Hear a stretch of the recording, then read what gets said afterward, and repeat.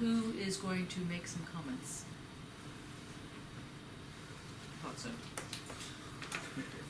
Before you do, can I just have one comment? I got an email from Ronnie, who you all might have gotten the same email, saying that his question was, why does thought have to have an image? Why would you even think that thought has an image?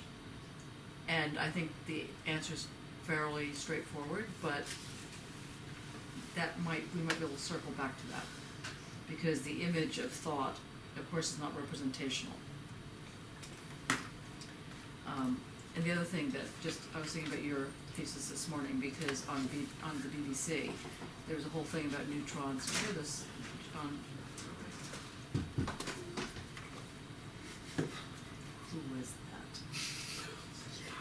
It was John Allen. But on the BBC, they had this whole thing about neutron, because they're celebrating Einstein's 100-year of general relativity. And they made the argument that whoever created the Earth was actually a musician, was actually a composer, in fact, because the argument is that it's all based on vibration. And it has nothing to do with anything other than this question of how things vibrate. And that's part of Maya's work. Is it? Well, it was part of the conversation we had. You know, okay, maybe it changed between yesterday and today, but yes.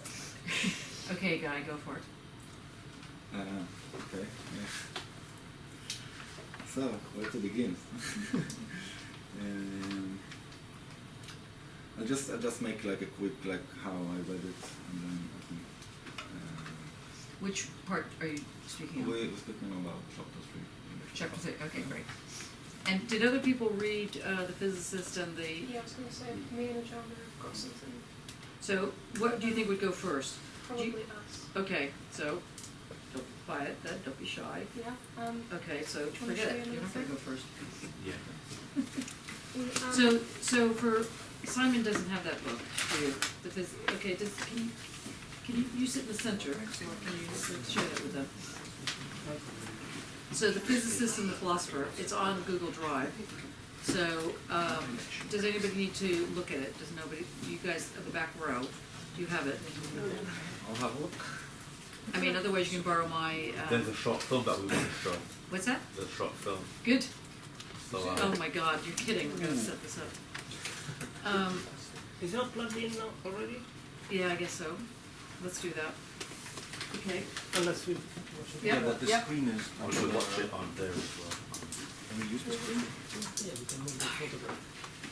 Unless, Johnny, you would prefer to use your computer. Can do that. I can use my computer. Yeah.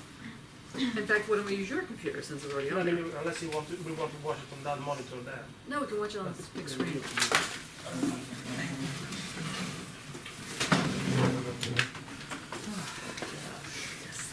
Dr. Dallas. Just, you. you need my hand? Maya, can you turn that on? Is that on? This projector? Coming on. Oh yeah, oh, wow. Who knew? Mattia, can you turn off the lights? Yes. We'll hide.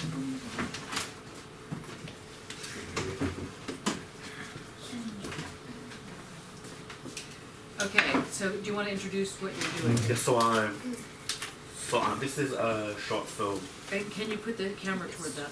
This is a short film on Einstein and Bergson, and it's kind of made by the author who wrote the book, Oh, really? the physicist and the philosopher. So, and that author was called? Jemima Canalis. Great. Yes. And when was it published? I'm not sure when the book was published. This, yes. What year is? Good, 2015. good, get used to this. The- Well done. You know what year we're in, do you know what publishing house? And that Okay, nobody's answering that question. a bit between Einstein and Bergson took place on the 6th of April, 1922 in Paris. Yes, and can you contextualize that a little bit? Like, what was the story? So the story was Einstein was kind of on the rise at this moment. Bergson was kind of one of kind of the big philosophers, but kind of his style was kind of going down a bit, and the author found this document about the conversation that they had. Great. Great. I mean, and just to add a little bit to this, Bergson became and remained one of the great philosophers all the way up to and through World War II. Presidents would come to him and ask for his advice, prime ministers and so on. He was very politically involved. And the big argument between Einstein and Bergson, and it's between all of us in this group, is where does human intervention enter the question of, in this case, the general relativity? In other words, Bergson, as you know, argues that there has to be an observer to understand the relationship of time and space and this whole question of space-time and speed and so on. Because if there's not, and they have a whole argument on twins leaving at different times, which we hopefully can get to, if there's not, then Bergson argued that it creates a cruelty that destroys the very foundation of the world as we know it. And on some level, Stenger's takes that on because she starts talking about like the mountain that speaks, and so there's a kind of energy that has this kind of vibrancy to it, this vitality to it. And Einstein thought this was just complete garbage and couldn't believe it. So Einstein was like the young whippersnapper who thought this guy was a bit of a jerk. You know, Einstein's very Jewish, very Jewish humor, which was this kind of like, sort of downsmanship arguments, and everything was kind of very funny. He thought it, like, people would ask him a question and he would just not answer it or start laughing, thinking, because he thought the question was stupid, this kind of thing. He thought Bergson was stupid. He thought everything, and then Bergson was completely dedicated to Einstein, wrote the book Duration and Simultaneity, dedicated it. Einstein wrote back saying it was complete garbage. Bergson was absolutely thrilled that he'd written back. This went back and forth and back and forth. And in the end of their debate, which started on this day, this debate destroyed one career and solidified another. And you don't want this to happen in your life if you happen to be on the receiving end of the joke, if you become the butt of the joke. So I haven't seen this film, but that gives you at least a little bit of a, yeah. But at the same time, it was two paradigms clashing. Can you say that louder? It was two paradigms clashing because Einstein, the idea of the philosopher time existing or not existing, that was the Yes. matter of the debate at the end. And whether or not it was psychological time. Yeah. I was going to say that. Okay. Einstein rejected You can say it again. rejected that there could be a different way of thinking than the scientific one, which was based on measure. Yes. And therefore, the problem could not be translated between the two. And it was probably down more to the rhetoric of presentation than real argumentation. Good. Okay. That's right. Okay. Now, don't feel bad, John. You can always repeat it. Sorry, I didn't want to steal Repetition your being show. the important form of education. Go on. So then I'm going to play this. Okay. I think, Is there sound? Yes.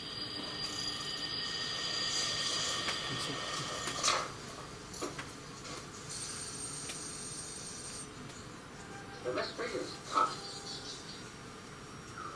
The haunted house in space. Can you make that louder? Our true story that goes south at the speed of light comes straight out of the sky. Your trust. Yes, time is a mysterious thing. Have you ever tried to define time? The harder you search for a definition, the more elusive it becomes. We're going to explore the mystery of time in the laboratory. Before we find the ghost, we'll have to sort through some facts. We'll find them.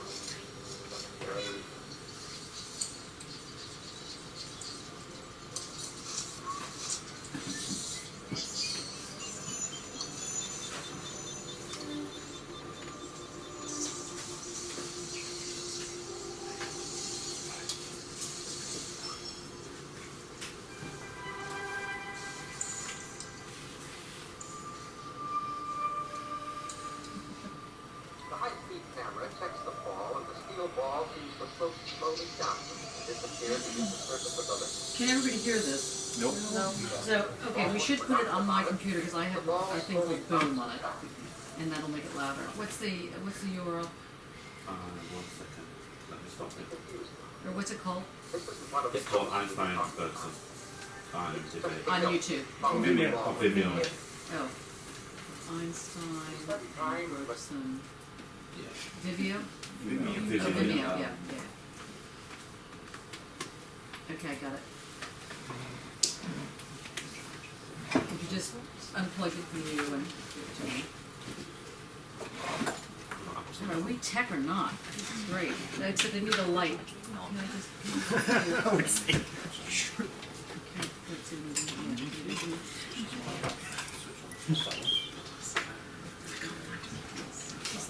Okay, let's see. And Does. Okay.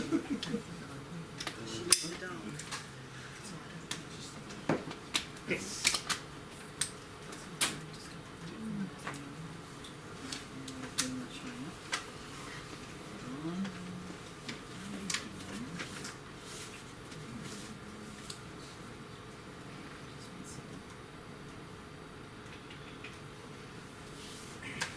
Oh, chocolates.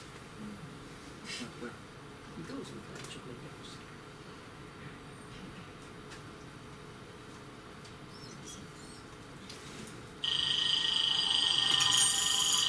Can you hear better?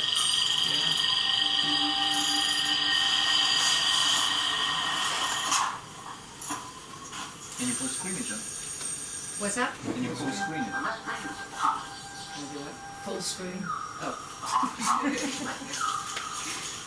In our true story, the ghosts travel at the speed of light. No, we're not high tech. Yes, time is a mysterious thing. If you ever try to define time, the harder you search for a definition, the more it becomes. Can people hear this better? The mystery of time in the laboratory. Well, we find the ghosts. We'll have to sort through some facts. We'll find them. Very easy.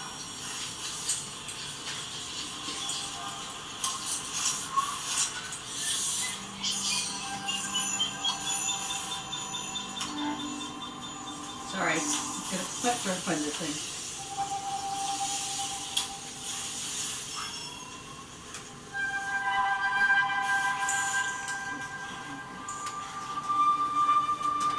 The high-speed camera checks the ball, and the steel ball seems to float slowly down and disappear beneath the surface of the lake.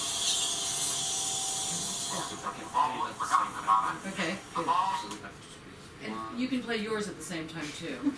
So we're at 1.28. Johnny, I mean, you've got the speakers over there. I know, but this is So far you more think fun. syncing between the two computers? 1.28. 1.28. Yes. Okay, ready? 1, 3. 1, 2, 3.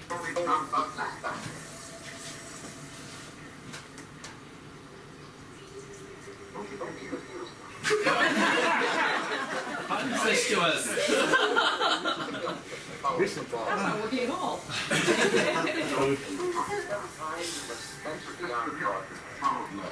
Okay, this is ridiculous. They would never Oh, sing. I know, mine wasn't playing. Sorry. Try it, can you start? 128, yeah? Yeah, They, ready? they would Wait, never wait, sing. 1 second. 128, Wait, 1. 2. Wait, Like 1 in 5 billion chance to Yeah, sync but it up randomly. properly. But we can do it. That's Something like that. And then we all go off singing. You're not musicians. Okay. Okay, 1, ready? 2. 1, 3.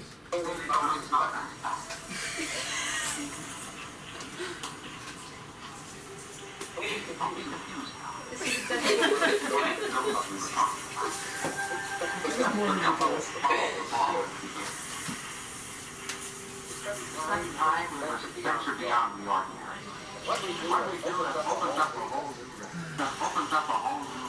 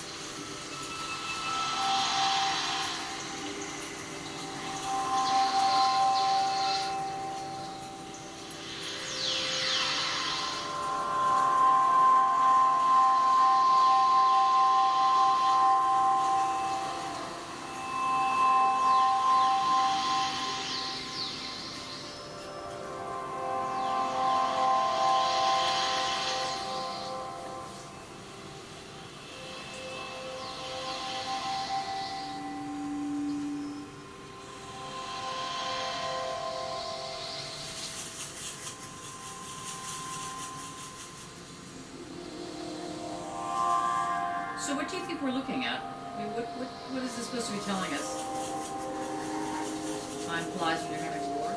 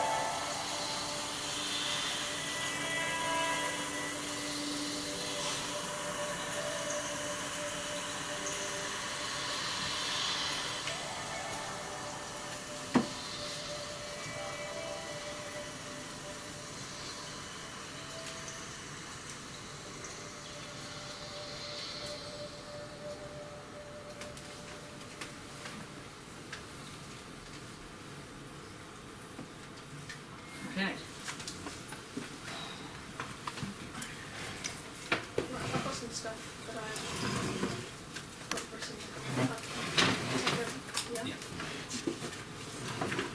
Just Do you shout. mind Because sticking the lights back on, Alice? Yeah.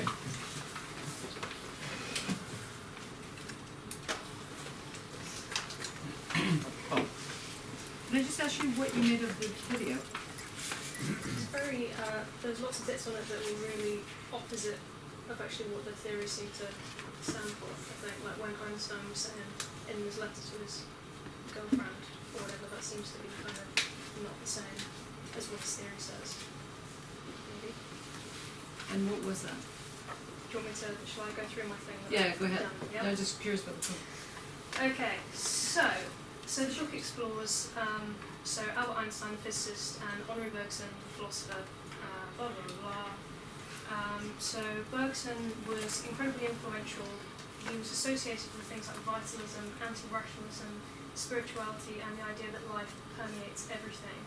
Whereas Einstein was at odds in a lot of ways. He was associated with physics, rationality, and the idea that the universe could survive just as well without us. Bergson was a vegetarian. Einstein's girlfriend used to send him bits of goose crackling in the mail, like all kinds of strange things. They were like really at odds. So, because of these reasons, they had very different ideas on time. Einstein had Canales says a simple dualistic perspective on time, whereas Bergson believed that time should not be understood exclusively through the lens of science. They famously disagreed over Einstein's theories of relativity, and so Einstein made a break with classical physics in kind of three different ways. So he redefined the concepts of time and space by claiming that they were no longer universal. Space and time are completely related, he said, and he also did away with the concept of the ether, which we don't really need to go into that much, I don't think. Or maybe we do, I don't know. So all these three concepts are related to time dilation. So I actually found this very cool little thing from a book called Einstein's Enigma or Black Holes in My Bubble Bath, which I thought was really sweet. So it's basically, I'll just read this through just because it's nice. Okay, have some wine, the March Hare invited Alice. Alice looked all around the table but found no wine at all. I don't see any wine, she commented. There isn't any, admitted the March Hare. It was lost in the free-for-all. He means the free-fall, interjected the Hatter. Does a flea fall or a fall flee? Mumbled the dormouse in its sleep. The Hatter and the March Hare, sitting on either side of it, tried to wake it up by pouring hot tea on its nose, but to no avail. Could you tell me what day of the month it is? The Hatter asked Alice, looking at the watch he had taken out of his vest pocket. Alice thought for a moment and answered, It's the 4th of May, I think. Frowning, the Hatter shook his watch and held it to his ear. My watch is off by 2 days then, he announced with a noise. You shouldn't worry about that, Alice reassured him. Each one measures one's own time. It's called the proper time, I believe. What you believe is quite immaterial, you know, commented the March Hare. Moreover, if time is not the same for everyone, then it should be called the improper time and not proper time, since its behaviour is highly improper. Alice looked at the Hatter's watch and exclaimed, Why, this watch shows only the day of the month, but not the hour and minute, not to speak of the second. That is because time runs so slow around here, explained the Hatter. And then he added in a loud whisper, They say there is a hole down under, very black in colour, where time stands still. Yes, time stands still on 1 foot, actually on just one toe like a ballerina, confirmed the March Hare. If time stands still and does not flow, how can you tell time? Asked Alice. Tell time what? Questioned the Hatter. Never tell time secrets, he's a big blabbermouth, warned the March Hare. How can time have a mouth? Alice was puzzled. If time can have a foot to stand on, why can't he have a mouth to blabber with? Said the March Hare. At that moment, the White Rabbit ran in muttering to himself, obviously very worried. Oh dear, I'm too late. And then took out a watch from its waistcoat pocket, looked at it, shook its head, and hurried on. The rabbit is always late because he runs too fast, said the Hatter. The faster you go, the later you arrive. That is why he lost the race to the tortoise. It is all due to something called time dilation, I am told. Time is not only able to stand on its toe, he can also be stretched out. He is a trained contortionist. He ought to be in the circus, you know. So that's that. I thought that was quite nice. So what does it tell us? What did it tell you about this thing called time dilation? Well, so time dilation is all about if you say you can think about it in terms of the White Rabbit and the Mad Hatter because they both have pocket watches that can both tell what time it is. if we think that the White Rabbit could be, I don't know, magic or a robot or something like that, and he could run so fast, close to the speed of light, that if he was running this fast, he would actually, it would actually be, he would be experiencing time differently. So whereas he could be running so fast towards the tea party, for instance, he may think that only an hour has passed on his watch, but by the time he gets there, 2 hours have actually passed and he's late. for the So tea party. why is that dilated? What does it mean to dilate something? Expand. Okay. So how is that? Why does that dilate? In what way does running fast create the conditions in terms of what you're saying, in terms of this dilation? Or to put it slightly differently, again, why are we talking about dilation? What's getting dilated to what? Water. Can you answer that? Or you thought you answered it? No, I didn't think I answered it.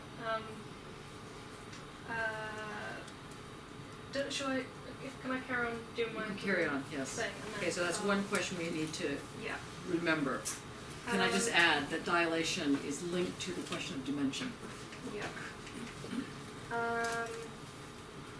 Yeah, so there we go. So, although the rabbit experienced less time, so he thought, he actually went through a more contracted space. So these two absolute perspectives add up to a single time, even if they maybe didn't line up.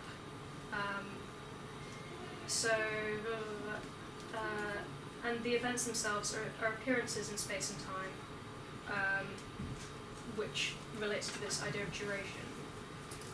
So we're talking about Einstein's special theory of relativity, that is that space-time is relative. And then he also went on to do general relativity, which is about gravity as well. I'm not sure. Hello. No? Hello. Henry sent me. Okay, hello. Who are you? I'm Jane. Hi, Jane. Do you mind if I sit in for a bit? What can you give us? This is a PhD seminar. Yeah, I'm interested in doing a PhD, yes. Aha. Okay. Sit down. But Thanks. we're in the middle of sort of. Okay. It's not usual. Sorry, I'm a bit unusual. Sorry.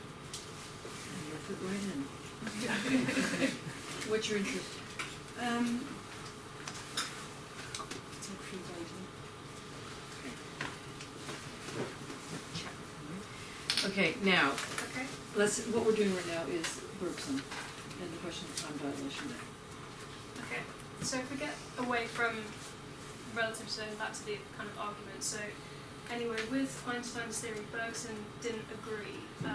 Although he agreed that the science was sound, he kind of complained that Einstein had forgotten about the kind of immediate temporality that we actually all live in. Sorry, I'm going to do a quote. Whereas Einstein would say that time is what a clock measures, Bergson responded saying that time was more the experience of waiting for a lump of sugar to dissolve in a glass of water, which is quite nice. So Bergson argued that if we didn't have a prior sense of time, we would have no reason to make clocks in the first place, and Einstein's being too abstract in his theories. Bergson described how time was not kind of out there, separate to those that perceive it, but involves us at every level. Bergson's issue is that with Einstein's theories, the physics works fine in both ways. It doesn't matter whether time is kind of going forwards and backwards, which kind of relates to this video, lots of stuff, in reverse. Einstein said that time is, in theory, reversible, and it's like an illusion that we only experience it in this one way, which of course Bergson said, that's just not how we live our lives. And we kind of live in this inescapable present, we can't get back to the past. And he kind of thought that that for Bergson it's kind of about intuitiveness, and that should be at the basis of any measurement of time. It shouldn't be this universal, overarching kind of thing. So the problem is really for Bergson is thinking about things in divisible kind of moments, whereas really he thinks we're experiencing a progression. Wait, so you're suggesting that Bergson is saying that duration, you're saying that the notion of duration is a flow, basically, Yeah. and then there are these moments that make it up, which is what for Bergson? I think he's kind of against splitting up into this kind of chopped kind of. What's that, Sarah? It's a mechanistic system, it's an arbitrary sort of system that Yeah. probably for Bergson feels as though it's being imposed on Meter. an experience. He doesn't believe Yeah, that metric. time is a line, essentially. Yeah. Yeah. Because it's segments. Yeah. Wait, So Bergson believes that it is segments or it's not segments? It's not. He doesn't believe that time is a line, Right, but he believes that time is durational. right, You measure it in durations, you don't measure it as a segment of a line. right, so, but the duration can be segmented, right, because you could roll this, and when it stops, that's the end of that duration, Like like the sugar dissolving, dissolving. yeah. It's just that, so what's the difference then between the tick, tick, tick, tick, tick of the Einstein position and the pulling out of the tick so that it becomes durational? I'm Einstein's kind of more around quantitative. It can be kind of measured. It's quite logical. Whereby Bergson is more qualitative, and so basically, and there's a different kind of quality to it. And so basically, as Emily says, it's around intuition. It's more subjective. And so that's how Bergson gets the observer involved. Yeah, yes. So basically, Bergson then wants to try and bring back the human into the equation, whereby Einstein is very much around kind of clock time, and lots of things. Yeah, Is it phenomenology v science? don't go there yet. Don't go there yet, because it's too big of platforms. And besides that, science it's actually physics and so on and so forth. Yeah, Matt, I yeah. didn't want to, but okay. One thing to keep in mind to understand the difference between Bergson and Einstein to me is that although Einstein revolutionizes classical physics, retains from classical physics the idea that matter is inert. That all that takes place are just collisions. If you imagine marbles banging into each other and sending each other off in those directions, so that one, at least in principle, can imagine them. You can imagine inverting the velocities, which means the speeds and the directions, and rewinding the system backward, so that the time experience is an illusion. And that's a fundamental difference, because for Say that again. I'm not sure if we got that. the Einstein retains from classic physics the paradigm, the image of thought of classic physics, or better, the image of the world. That matter itself is inert. It doesn't have form, it doesn't have properties. The laws are separated from matter, so that what really happens at the microscopic level are just collisions, bodies banging into each other and being therefore projected vectorially in the various directions.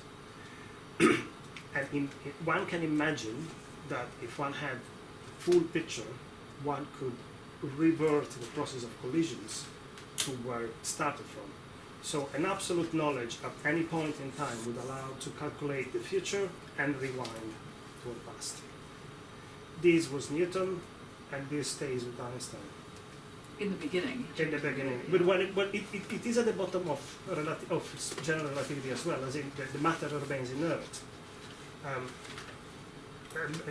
Bergson instead wants to keep rightly they said is the vitalist principle, subjective durational experience of time. So these two are the model. I mean, for Einstein, what we experience as time is an illusion due to approximation. People have comments? Andrea? What do you think?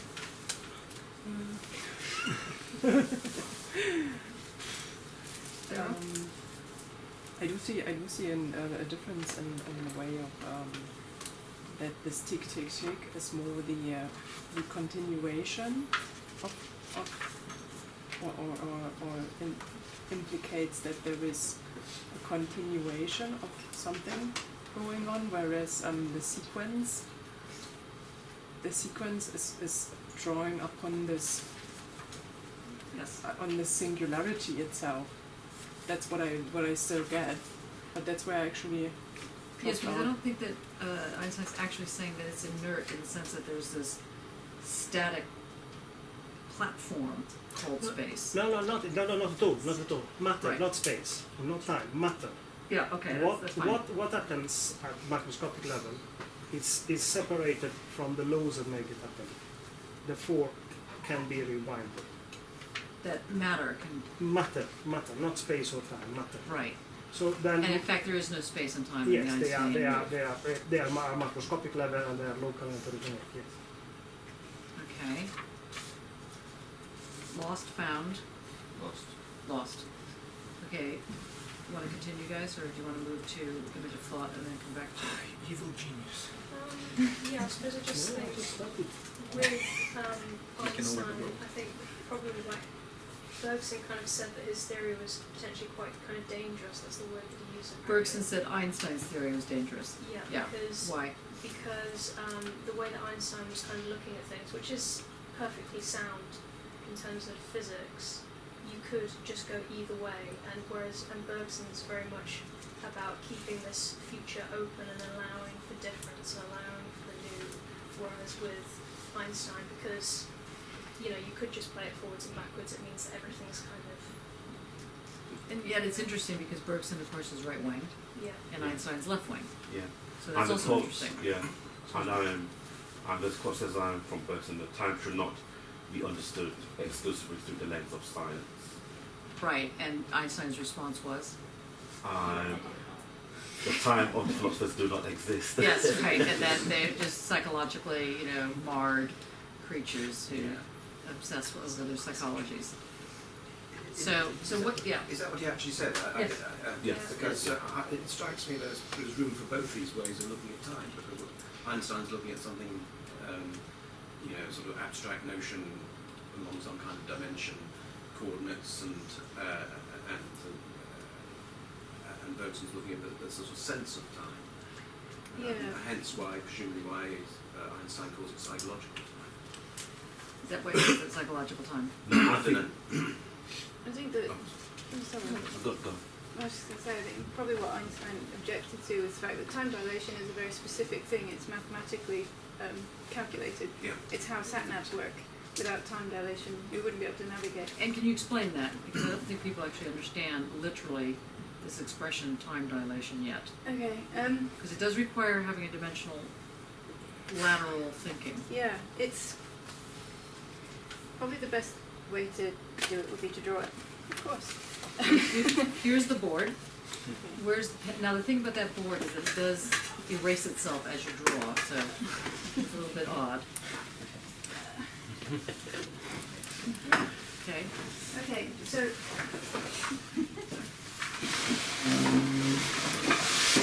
if we have Can everybody see this board now? So if we have the ticking of a clock, point A, point B, so this is tick 1, tick 2, yes? And so there's a definite sort of time between those two things. Yes. Okay. So time dilation basically means that if this thing is moving, so we're ticking a clock somewhere and suddenly this now becomes a spaceship and the spaceship is moving. Good.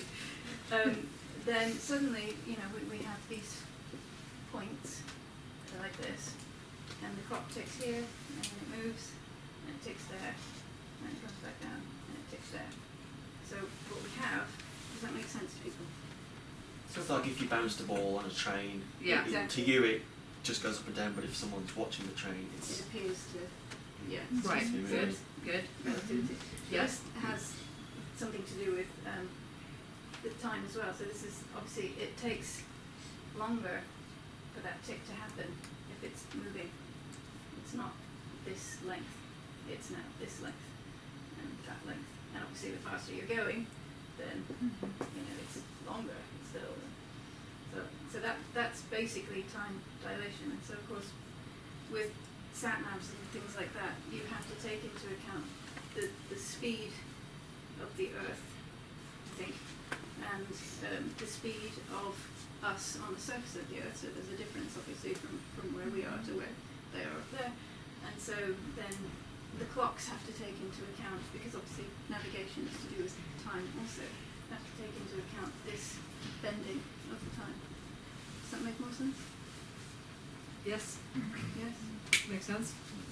It's very badly Maya? explained. It's worth looking up. I'm trying to understand Do it again. music composition. I'm just like, Okay. Do you think you could explain it through a music composition? Could you explain it through music composition? well, I was just thinking what a composer does. Like, Okay, which is what? composers put stuff in time, and then, I mean, you see it on your piece of paper, so it's a quite abstract thing. You don't know how that is perceived if it's actually played, but the composer, you see it on paper and you know it's time, stuff in time, but then it might be perceived by an audience as quite long if it is maybe a minute, but by another audience member maybe it would be So even as, within like, that really long. movement, there's actually different interpretations of the experience of that movement. Yes? Yes, and I think this is the essential argument between Bergson and Einstein, was that Einstein was saying this is all very, very precise, this is mathematically calculated, you know, there is no getting away from that. These are, if you take time, the speed of light as your constant, you can mathematically work out time dilation for any kind of situation. So, you know, these are absolute things. Whereas Bergson was saying, well, you know, we experience kind of a dilation of time because, you know, that's just how we kind of experience things. And so The there's point I was making, the conflict. two aren't the same, are they? No, They're not no, talking but about you- the same phenomenon. no, exactly. No, and I Perhaps they think think that, they are. yeah. But let's say they were talking about the same phenomenon. No, in the sense Sure that, no, in the sense that the question is, does one need an observer to does one need an observer for the question of the way in which time manifests itself? To an observer, yes. But you just need a mathematician to calculate the sort of time dilation that Well, the Einstein was talking argument, about. the argument is that you do not need an agent, as it were, a person, a human, on any level, for time to happen. Mm. Yeah, so it presupposes that our existence matters. It presupposes our existence matters. Yeah, sorry. Cold is coming back. Do you agree with that?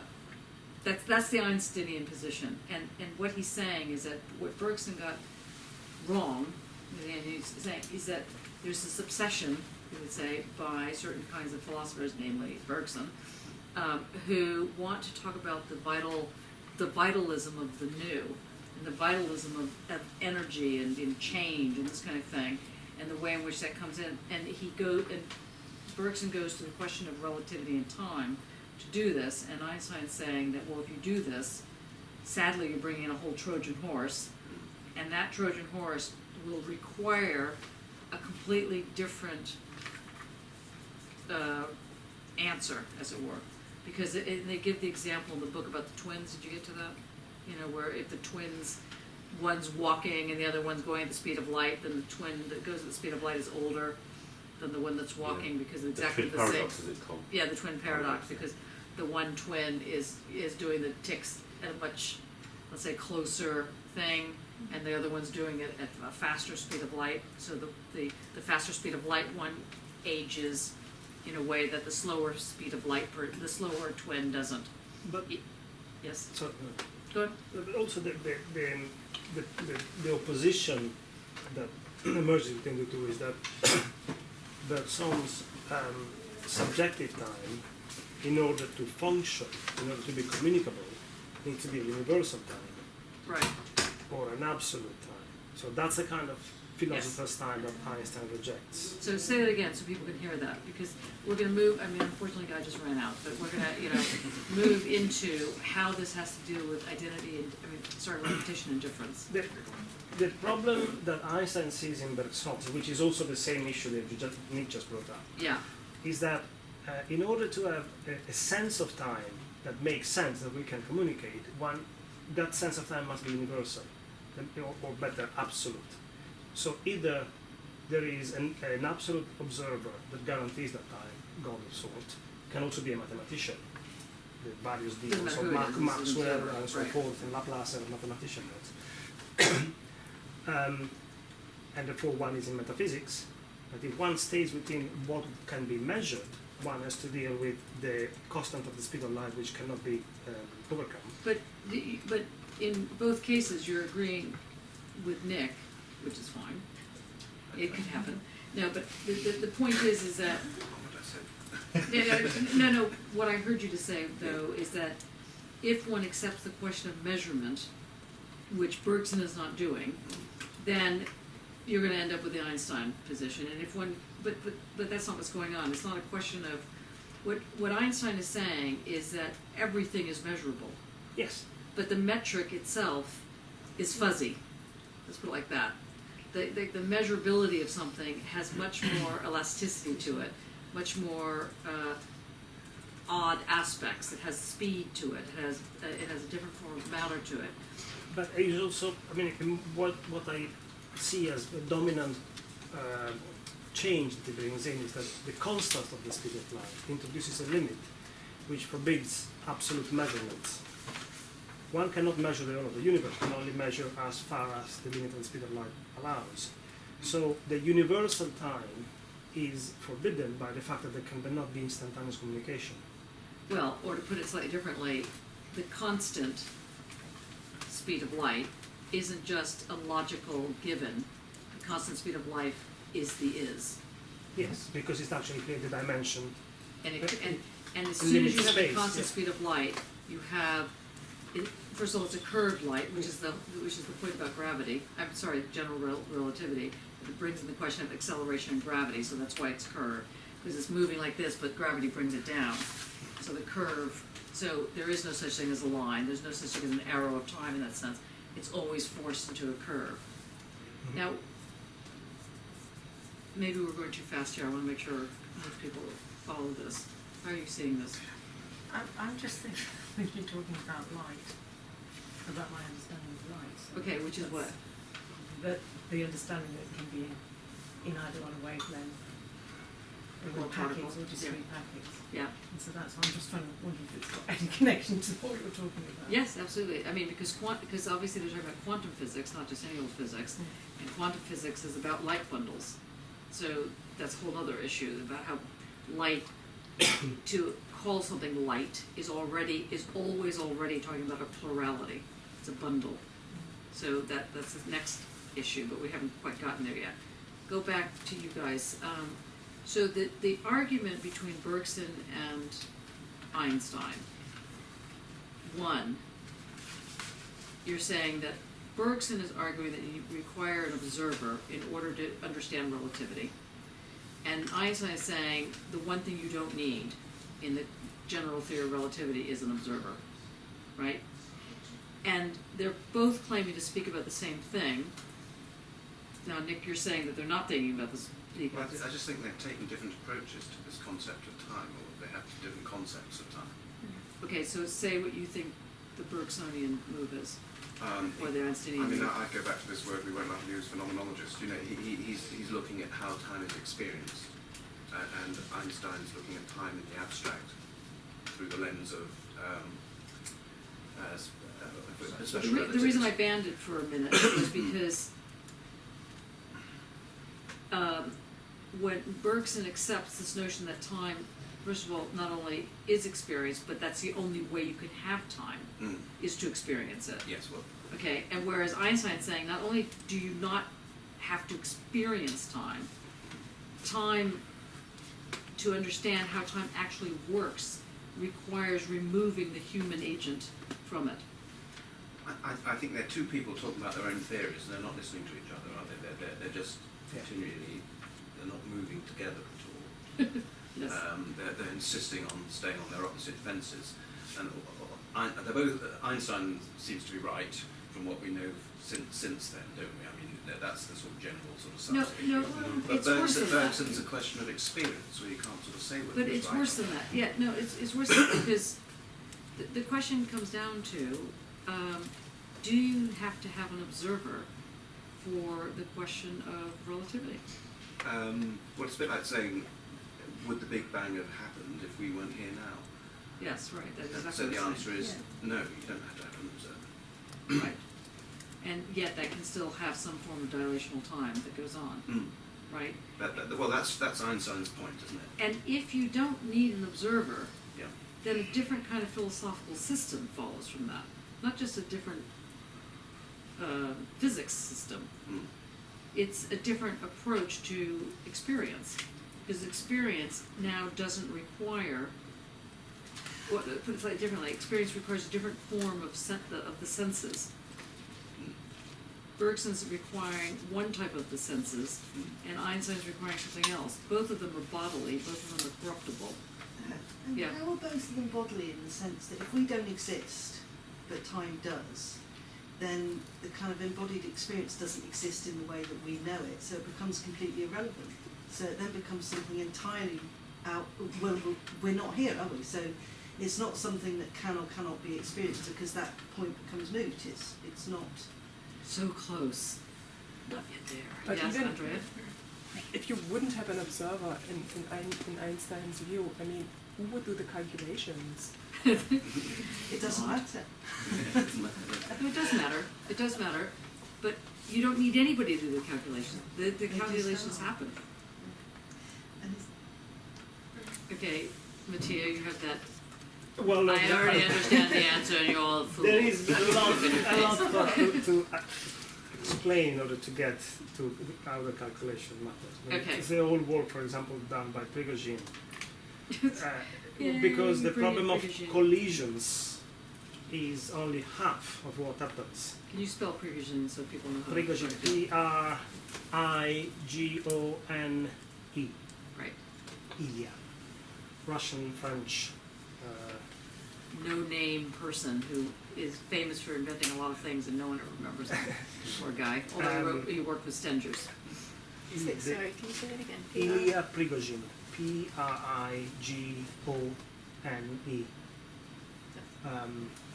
He is the guy that discovered and invented complexity in the 70s. He died a few years ago, 2 years ago. discovering what complexity. Complexity theory.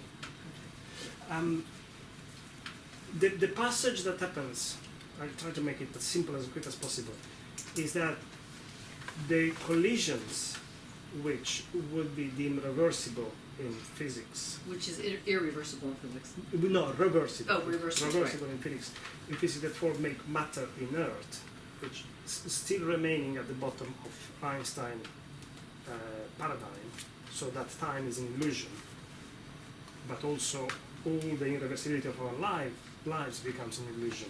Our own existence then could be questioned from that point. So there is a contradiction between the micro and the macro.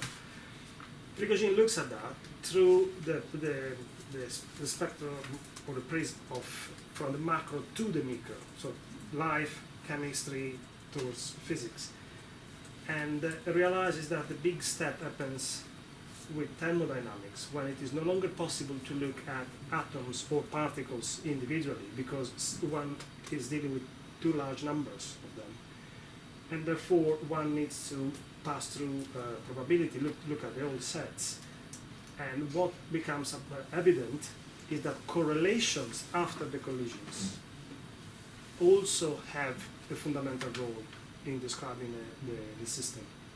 In other words, the system, each time something happens to it, gathers information which defines the system, and that cannot be taken away.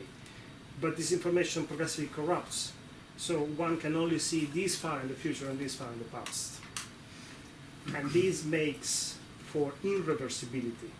That's the argument of entropy around it. So one thinks of the problem of measures that Einstein based, or the concept of measures that Einstein based his view of the universe upon. This irreversibility of the correlations is not part of it.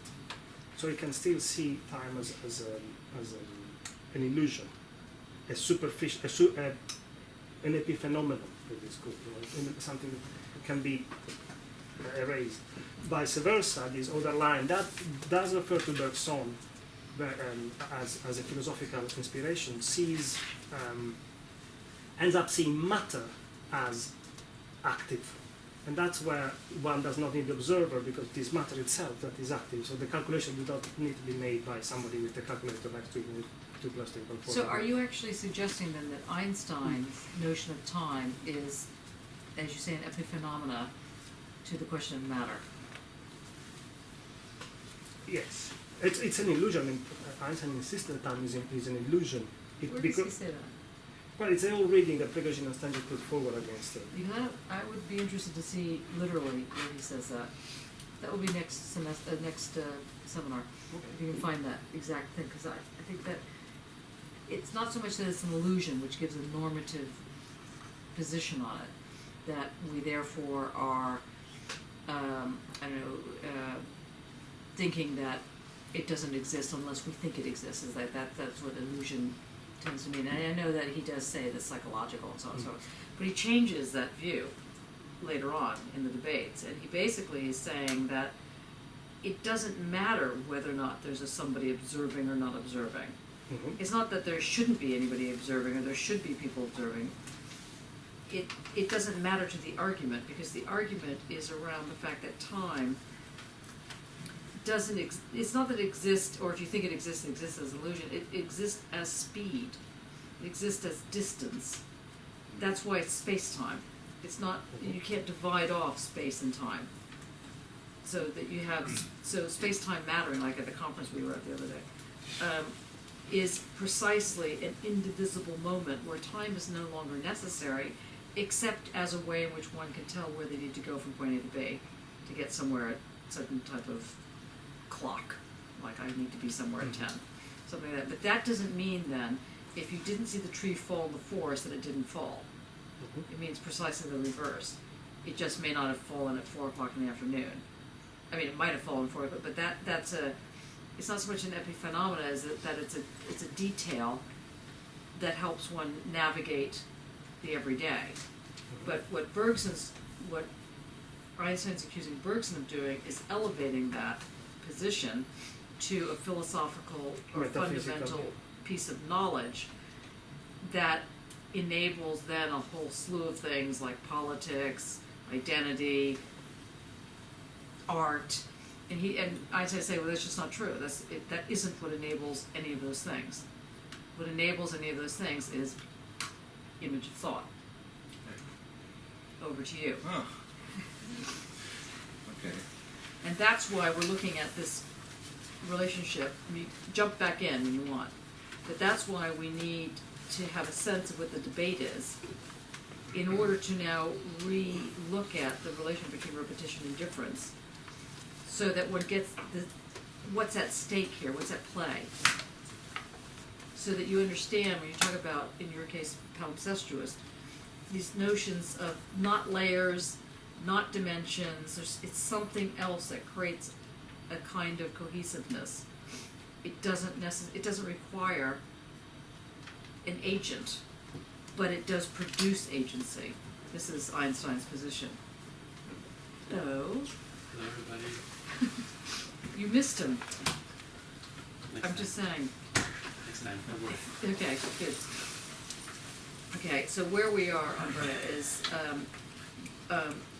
Ajamu and Emily have presented the sort of bones of the debate around Bergson and Einstein in the question of time. We're moving, one, Bergson is talking about the need for an observer, the other is saying there's no need, and Nick is saying that those are two different positions. They're coming at the same question differently, so there's different things on the table that are being discussed. You can grab a seat somewhere so you can sit down. Okay, you can sit on the table there if you want. No, yes, one. There's a seat over there. There's a chair if you like. We're just gonna move over to, we now move over to Guy. What? And Andrea, yes, sorry, both of you. We're going to attempt to neatly show how this notion of time that may or may not require an agent, once you understand it as plural, the time itself is plural, that it has this entity that doesn't go in an arrow of time, but goes via the first the dilation, which Sarah very well explained, and the gravitational pull. So it accelerates, but it's always being pulled by gravity. So the acceleration makes it, hence we have globes, and they're not like squares, they're a globe because gravity pulls while it's moving. Now, yes? Can I ask you, just ask, Mattia, when you talked about the non-necessity to have agency to produce agency, because I was just thinking, it's basically, what Einstein is saying, like the way, I've heard this whole thing, is that, there doesn't need to be a consciousness, at the beginning to produce things, but that production of things can create consciousness, whatever. Yeah. So basically Yes. that eliminates God, like Yes. in my head, what Einstein's saying, then it hasn't got to be an initial will. It eliminates the need for an overarching something to come in and direct. Yeah, will, consciousness. But it doesn't necessarily eliminate the question of God or the question of humans or any of this kind of stuff. In fact, this is what we're going to get to with Andrea and Guy. You may be thrilled to know that the question of the image of thought rests on the question, first of all, the pre-question of why does thought need an image? Why is that even suggested? Especially if Deleuze is getting away from representation. So what is this image that's being presented? And when we think again now about this notion of dilational time and accelerated time or gravitational time, and the argument, which I think we're just at the surface of at the moment. That's at the very beginning of it. Obviously, we haven't done mathematics for it yet, but we will. So don't worry. Don't worry. Right, that is worrying. No, it's much more clear when you do the It's math. actually really easy maths, in fact. Yeah. Thanks, Okay. Oh, what did I say? Did you want to show the math? No. What definition of easy maths? Yeah. Probably maths that I'm not doing, I think. Okay. Who wants to go? And then don't feel that you are being truncated here. It's just that now we're going to move here and then we'll circle back because I think that we're just slowly getting. Or did you get the main points out or no? Yeah, we were already kind of past Doing chapter one. Chapter Yeah. book, so yeah, that's probably about it. So for Andrea that came in slightly late, you get a sense that we're trying to frame this notion of the debate between Bergson and Einstein. We know that it has something to do with time and their annoyance with each other about it. And Bergson is the older guy who knows everything, and Einstein is the young whippersnapper who's like doesn't care, and doesn't really, he's like a geek, and he sort of shows up Bergson by just being a geek and not really he won't explain himself. That's why I think a lot of the things he says about it being psychological is actually tongue in cheek because he's just going, I don't even think I can talk to you because you don't know the first thing about time, actually. And Bergson then responds to Einstein saying, well, you're the one that doesn't understand time, which is kind of hilarious. So they're both stabbing at each other. It's a typical academic, spat. But what it hopefully is beginning to show is that this materiality that's coming out isn't layered, it isn't dimensional, but it has something to do with movement. It has something to do with its ability to become cohesive and sometimes static. Yes, Sarah? I was just going to ask about that. Does Deleuze ever talk about hyperspace anyway? Not in difference and repetition. No, because he's doing something very specific that Andrea and Guy are going to illuminate now. Who's going to go first? I can start. These are hard texts. I'm not saying that they're easy. There's no easy way into them. You just have to throw yourself into it like jumping in a pile of shit. You know, it's just like you learn it. It's kind of like go, why did I do that? It makes no sense at all. Something like that. And then you take showers, and you do it again, you do it until it finally begins to make sense. What is excremental philosophy about?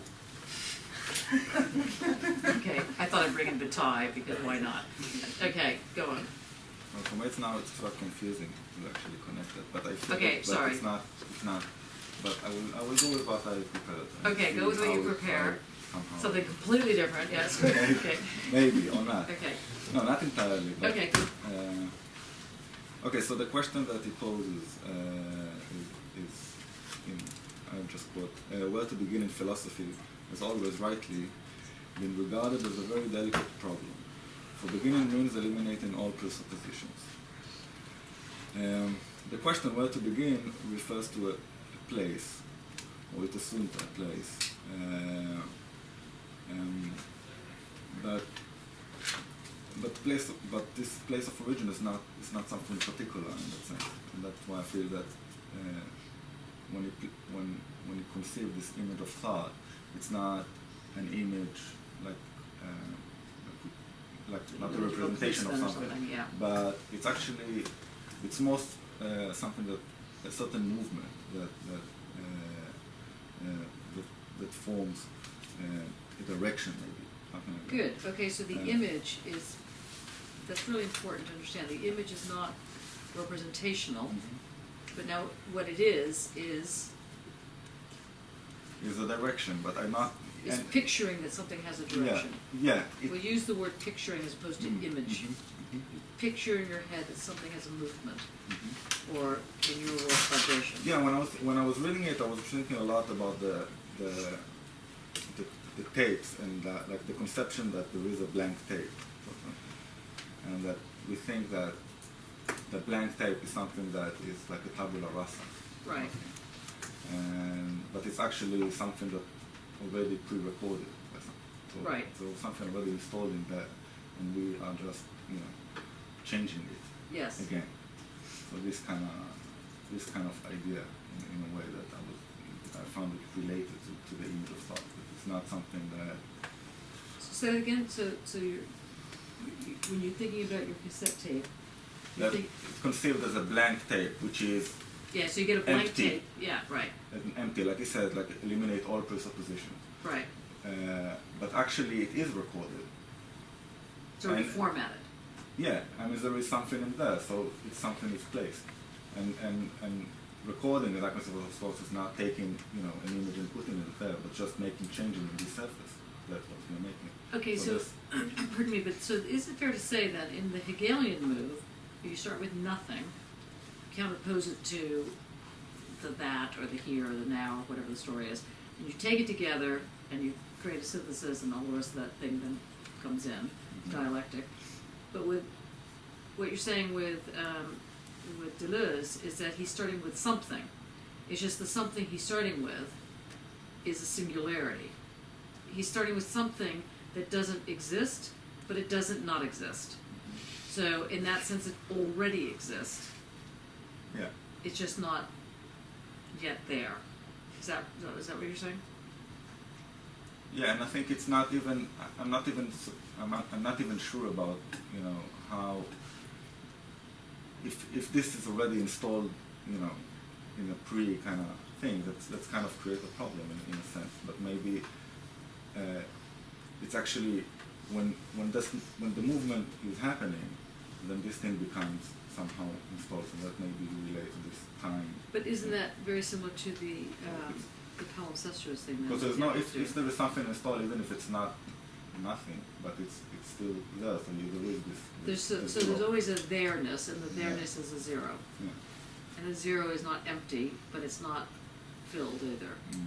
It's not a container, this zero. It takes shape. It takes shape, Takes yes. its own. It takes its own Yeah. shape. Oh, it's This maybe is the formless. what? Formless, without the form yet. No form. Not yet. How do you mean that? Maybe I'm wrong about it. Yeah, that's by not even, I think, empty. That's emptiness doesn't come with the form itself. Okay, Whereas- this is good.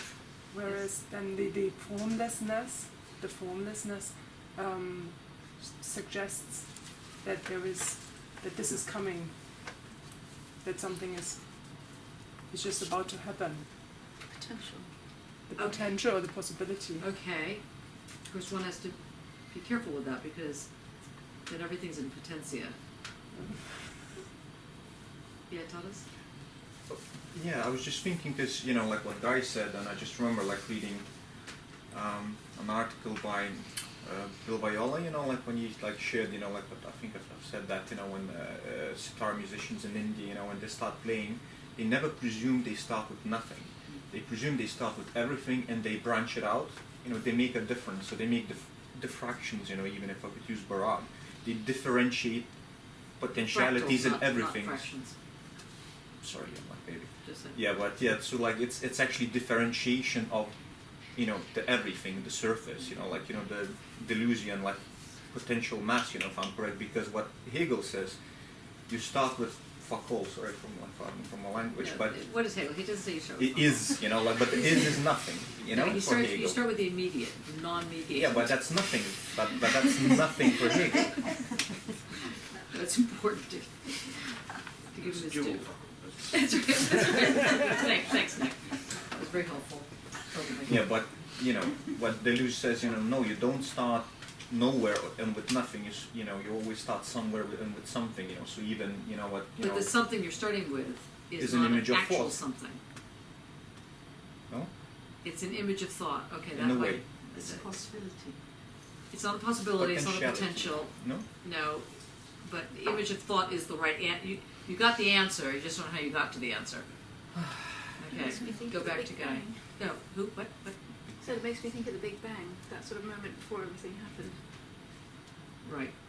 I have a problem with moment here. Okay. So there's like nothing or chaos or whatever we call it, and we are back in the Greek mythology, and then suddenly something occurs, it crashes, and we have everything. And I kind of have a moment of, not problem with the moment, like there is no moment per se, or at least not in a kind of singular cut, or whatever Yeah, you call deep it, cut, yeah. deep cut, or whatever you call it, suddenly something cuts, and there we go. We can think now. There is we can create. We can make art or whatever we call it. It's just there is nothing, but the nothing. First of all, it's not empty. Not on the opposite side. It is there. It doesn't necessarily have a shape, which I do kind of think. But it takes shape as you operate around it. It like somewhere there it starts to have shape, and it's just not the singular shape of like it always has just that shape. Then Yes. it changes as you progress through it. It expands, it shrinks, it goes to another universe. It teleports itself to the Wormhole. I don't know. That's something. I wonder what Einstein would say about what you just said. Don't go there. Yeah. Let's just, That's But like, just so what's your so you're I'm not talking about gathering at the same time, but you kind of you're gather talking them. so this notion of the moment, this thing called moment, Yeah. you're seeing it as a cut, Yeah, can be seen as a kind. yeah, I'm not or a saying segment, yeah, it is, which you was the know. criticism that you guys raised from the Bergsonian thing. Response, Andrea. Okay, not Andrea. That's bad. Both Andreas are sitting together. Okay. Can I read Go the ahead. sentence? No, please, after you. Okay. Can Yes. I read the sentence from What page? page 167? Top of the page on the butterfly edition. On the butterfly edition. Page 167. Yeah. Right at the top. Okay. Postulates in philosophy. Is the one to start with. Yeah. Okay. Are not proposition the acceptance of which the philosopher demands, but on the contrary, propositional themes which remain implicit and are understood as in a pre-philosophical manner. Okay, say that sentence again for those that don't know the book of Rome. Postulates in philosophy are not propositions, the acceptance of which the philosopher demands. So what does that mean? What is a postulate? A starting point, Yeah. the first You step. throw out a first step. That could be a postulate. You just throw it out. You begin where you begin. But on the contrary, propositional themes which remain implicit and are understood as in a pre-philosophical manner. In this sense, conceptual philosophical thought has as its implicit presupposition a pre-philosophical and natural image. Image of thought, sorry, borrowed from the pure element of common sense. Okay, now, get to drag everyone with us, so let's do that sentence again, the postulate one. Okay, so we throw something out, this is our postulate, thrown it out, okay. Postulates in philosophy are not propositions, the acceptance of which the philosopher demands. Okay, so I threw something out, you have to accept it. So he's saying the philosopher who demands this is Bergson. He's saying you throw out a postulate, and that philosopher, and the Russell group of not the Russell school, the Bertrand Russell group, that crowd, you throw out a postulate and you have to think what that is. And it requires this agent of thinking what you mean when you do that first move. And Deleuze is saying that is not answerable. It doesn't require an answer. It doesn't do anything. Yes? Yes? Oh, hello. Hello. Yes. Hello, John. That's all right. So it's just some student here expecting them to speak to you, but that's what I said. Yeah, thanks. Sorry. That's all right. So you throw out a postulate. If you're coming from a Bergsonian move, that's going to ask you to respond one way or another. So read the sentence again with the postulate bit. Postulates in Maybe, philosophy. wait, hold on. Claire, maybe you could throw that back or throw it somewhere else so we get where this postulate's going. That's the postulate. Does sound like a postulate, doesn't it? Yeah, whatever. Okay, good. Okay, well done. Okay, that's the postulate. So what happened? You threw it, and now we're... Postulates in philosophy are not propositions, the acceptance of which the philosopher demands. But on the contrary, propositional themes which remain implicit and are understood in a pre-philosophical manner. Right, so I've thrown something, or Claire's thrown something, and we have some sort of understanding of this throwing, but we have no idea what it means. Because it's not necessary to know what it means, because it doesn't really mean anything. But it does. But it doesn't. Right? Because something's happened, but not really. Okay, right? So we have a postulate, which is not the same thing as a proposition. Because a lot of times people think if you do something, that's going to give a proposition. It's going to give you a reason to respond. You have a proposition, the proposition is going to ask you to respond. Now we have a postulate. It just gets you started. That could be a postulate. I could knock the water over, but we're not doing that because that would ruin my computer. Where's Lauren? She must be ill. Oh, that's right, she is ill. She has the flu. Okay, anyway, so, because Lauren is always worried about me dropping water on her stuff, that's why I mentioned it. So we could just knock it over, and that would be our beginning, but he's claiming that the philosophers that are obsessed with these propositions require a response. And he's saying that you don't really need a response, but you do have a response, because something has changed in the postulate, which does sound like a postulus. I'm really sorry about that. It's my flu. It's coming back. Go on. Read, please. Oh, yeah, sorry. Where was I? Pre-philosophical manner. In this sense, conceptual philosophical thought has as its implicit presupposition a pre-philosophical and natural image of thought, borrowed from the pure element of common sense. So here is stubbing the card. Yes. Saying that there are a number of postulates which are taken as natural and therefore are not questioned. And by not questioning them, there is a specific image of thought in place Yes. that conditions everything. So it's an unquestioned and unaware of paradigm. So just say that one more time so people get that you know he's criticizing the Cartesian move here. It says it somewhere else, and then this is the unity of the subject that is taken as a given. Don't worry about And all that. these other things. Just don't add anything But- because people are just struggling to stay with you on this line. So It's on the last page, it's 8. on page 8. No, it's on the last page of the chapter. You actually mentioned the whole Don't be summarize mad everything. if somebody jumps in and takes over your talk. No, okay, it's on page 8. The last page. Go on. So what does it say? No, I'm just saying, like, if someone actually wants to look at the summary of all the postulates that he criticized. Yes. So there is a summary. Yeah, which there's he- 8 of them. he just Yeah. put it on the last page for you to read everything and That's then you right. summarize it. That's right. It's a tip. Yeah, he's a little bit sadistic on that particular level, and I agree with that, yeah. And so he's basically saying that you throw out a postulate, you throw something out, whatever it is. On the one hand, there are those philosophers that interpret, they say, well, that must have some meaning. And in order for that to have meaning, you need an observer, you need an agent, something. But then there's the other group that he's also equally annoyed with, which is the Cartesian move, which says that you throw something out, it doesn't really mean anything because it's natural. There's a naturalness to it, so we don't need to question it. He's saying that's also ridiculous. That also brings in a whole nother image of thought. Now, what do you think he means when he says image of thought there? When he says the Cartesian move also brings in an image of thought, what is that? What is the image of the thought that The Cartesian? representation of recognition that is banging on. Yeah, good. Okay. Yeah, Dave? No, okay. Just start at the beginning again. Postulates in philosophy are not propositions, the acceptance of which the philosopher demands. Okay, that's criticism 1.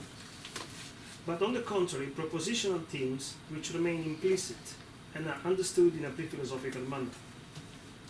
Criticism number 2. In this sense, conceptual philosophical thought has as its implicit presupposition a pre-philosophical and natural image of thought, Right. borrowed from the pure element of common sense. Yes. So the whole structure of very sophisticated analysis is lay terms from the pavement, which Excellent.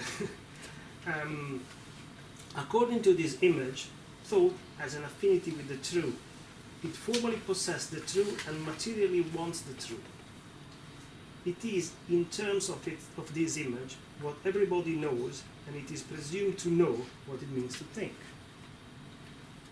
It is, in terms of this image, what everybody knows and presumes to know what it means to think. So it says there is a circularity here, where everybody is already supposed to know what philosophy is, and therefore somehow the task has already been concluded. Hegel's version of that same problem is that anyone, he says somewhere, I forget where it is, but anyone who knows how to tie their shoes, knows leather and lace, as he puts it, and therefore can tie their shoes, fashions themselves as a shoemaker. It's the same problem all philosophers face. Anyone who thinks that they can think, thinks immediately that they're a philosopher even though they only know how to tie their shoes. And it's the same kind of argument. Anybody who's like using this common sense position thinks that they have an image of thought, but it's, in fact, it's just, a very lay sense of the term. And then he concludes, thereafter, it matters little whether philosophy begins with the object or the subject, with being or with beings, as long as thought remains subject to this image, which already prejudges everything, the distribution of the object and the subject, as well as that of being and beings. Excellent. So in short, so that little sort of parenthesis to what you were saying is basically the translation of which, so you can hear it, is basically saying that he's criticizing the way in which one can privilege either the object or the subject, because both of those positions will inevitably bring you back to a very reactionary form of thought, is more or less the position. Did you have a point? No? Okay, go on. Thank you. Yes, sorry, Simon. Yeah. No, actually. Wait, Simon. Sorry, just I probably it's much use, but he uses the word implicit 3 times, and for me the French root of that word is to fold. Yes, that's So interesting. is he also potentially saying that you cannot make these, your position is already enfolded in Yes. thoughts. So Yes. is Yes. that- Yes, that's exactly right. So it's already caught you're in the already trap. caught in the trap. Yeah, that's right. It's the Heidegerian framing that is in action Yes. already. Yes, right. Go on, Gary. No, that's exactly what I wanted to say. Okay. Oh, well done. Say it now. Stealing the glory. It does, Just read okay. it now. because Just read it and it all makes Okay. sense. Say it again. So, What page were you on? no, I'm The just. same page! No, it's referring to the same page. That was my thought. That the way I described it, it resonates. And don't just read it like you don't mean it. No, Read it like you mean it. I'm not reading it. I'm trying to Oh, I explain see. it without it, but looking at it. That like when Heidegger speaks in the question concerning technology about how instrumental approach conditions the understanding of technology, and quote, the instrumental conception of technology conditions every attempt to bring man into the right relation to technology, and this is, I think, the thing, the right relation, and this is what also Deleuze is kind of trying to emphasize, this right thing, and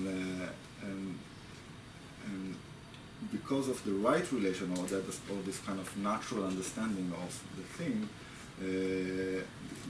the applicability of something, or the things that any problem needs to have a certain solution. There is a solution to the problem, so it kind of assume it in a way. But it also naturalizes the actual thing in itself as something that is, in that sense, it's just like any other technology. It's given with a certain instruction, and it can perform a certain task, and you just roll with it in a way. Yeah, and you just go with that task. Yeah, yeah. And what does he call that? What? Deleuze. Yeah. Or to put it slightly differently, because that's probably too difficult. Why is that not the Deleuzean image of thought? That's what I think I got mistaken, actually, because I was thinking all the time that when he refers to the image of thought, he actually refers to that thing. The wrong as, thing. Yeah, Yeah. as something that conditioned. Because at a certain point, that's where I found, like, for me, the interesting part that is between page 139 to 149, when he 41, when he speaks about something that can be described as the logic of sense. It's not in this edition, it's in the red one. Oh. 131? 139 to 141. So, what sentence are you looking at? I can read it. Yeah, but we're just trying to find it in the Okay, butterfly. so it's the page with 139 starts with the interlocutor seems already Cartesian. That's the first thing. Yeah, I have Yeah, no, that but one. we're just trying to Oh, find you're it. trying to check if we can also find it on this one. Near the start of the chapter, a couple of pages in. Near the start of the chapter. A couple of pages in PowerPoint. You were in me. You memorized this thing?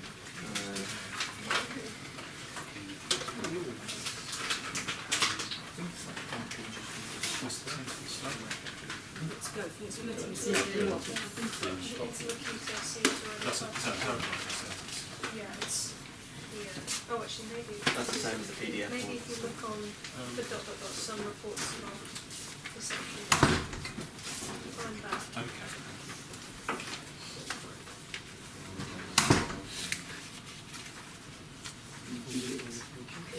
I have 175. Oh. Somebody left. It was very rude, I thought, when she came in. She realizes that she's not as odd as she thought, because you all are much stranger. Well, Does she know she was on the camera? I don't know. So toward the end of this passage. That's right, everybody focus again, sorry. Sorry, good guy. Go on, what is it? So towards the end of this passage, Which is the words? thought is primarily trespass and violence. It's yeah, almost not.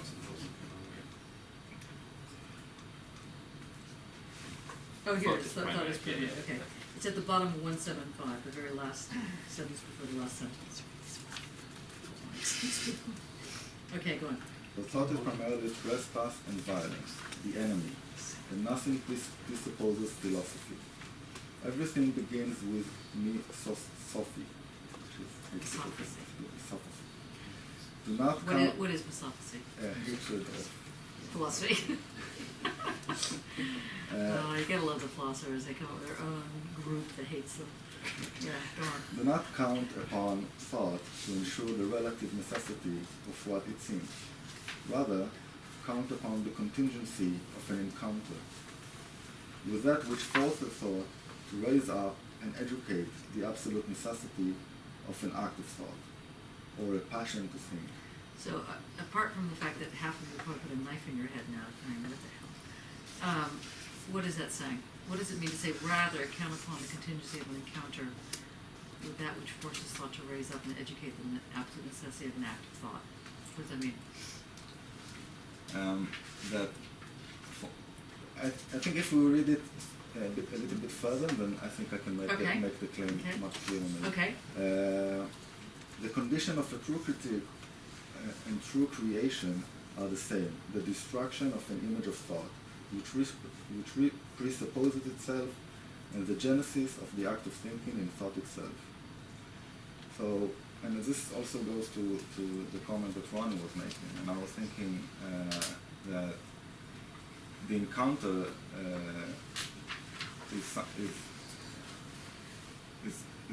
that moment that it's not the thing that I think when it says the destruction of the image of thought is actually it sounds really sexy, but it's a bit too harsh in a way. Mm-hmm. Because I think what happens is actually that is the problem with a lot of this. Yeah, it's more about shattering something. Okay. That something is cracked. Something is not.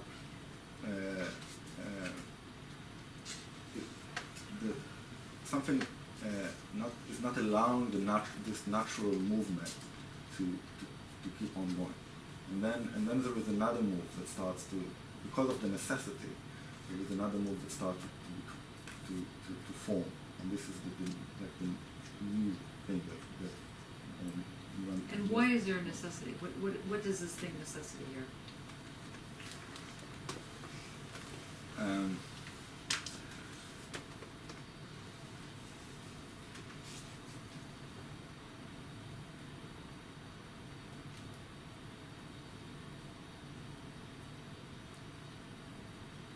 I think it has to do with that, like there is this movement which is not, it's not, it's not stoppable in a sense, and there's not really. Okay, not quite cool. So let's just go back to this. And also see a necessity of an act of thought or passion to think. So it says here, rather, count upon the contingency of an encounter with that which forces thought to raise up and educate the absolute necessity of an act of thought or passion to think. So how are you understanding that? In the sense of,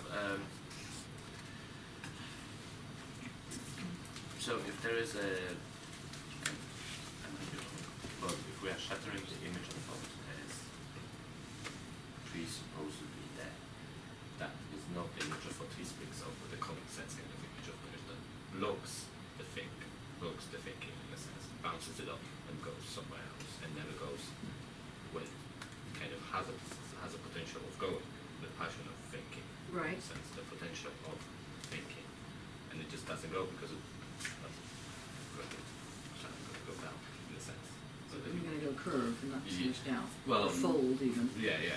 But well, I'm thinking if we shattering it, or actually kind of not have it there, this one that blocks the thought, the one that. So I don't think it means like I kind of read it similarly. It's not that it talks about the violence of breaking it down, but I don't think it's necessarily the breakdown of it. It's just realization is well, it's not really there, so you can go through it. Let's talk about it slightly differently. The repetition. Yeah. If something is and it's not. Yeah. Wait, hold on.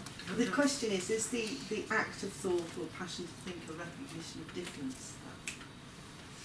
So close, but wrong yet. Almost there. Oh, so close. let's just think about what the notion of image of thought means in the sort of the bad sense that he's criticizing. It means to recognize something. We're just going to put it like, so it's not recognition of difference, it's just recognition.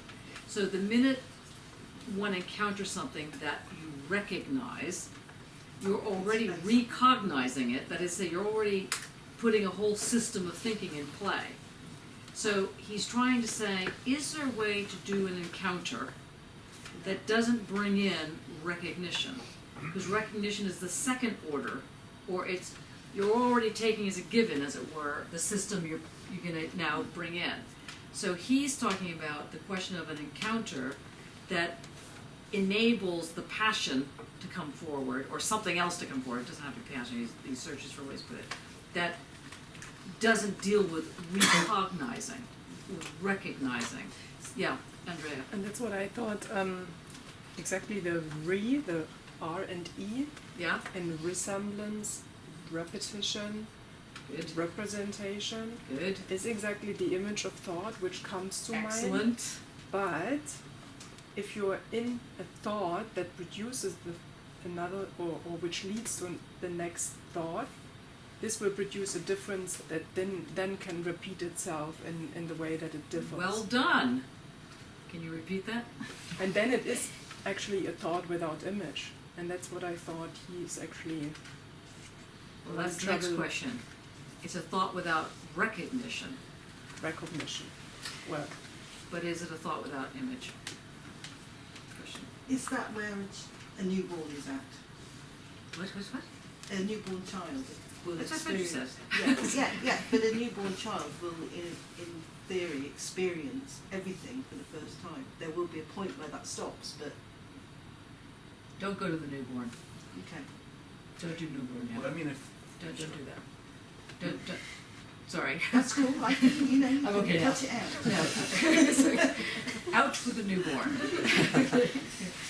But I can see why you thought that, but just don't do that. Yeah. Okay. Because we're talking about this question of cognition and recognition, and in the typical image of thought version, one requires the recognizing of something in order to get it going. So it's the repeating of it, but there's something else that's being repeated, which is your point, right? Is it your point? Well, the point that I'm trying to make, but I can't really grasp. Because everybody is interrupting you, isn't it? No, but there was actually, when I was reading it, I kind of it brought to mind this specific scene in a movie, like Werner Herzog movie. It's called Land of Silence and Darkness. Land of Silence and Darkness. Yes, it's one of his early films Yeah. from '71, I think, and it's It's supposedly a a decade that you documentary. particularly like. What? A decade you particularly like, the 70s.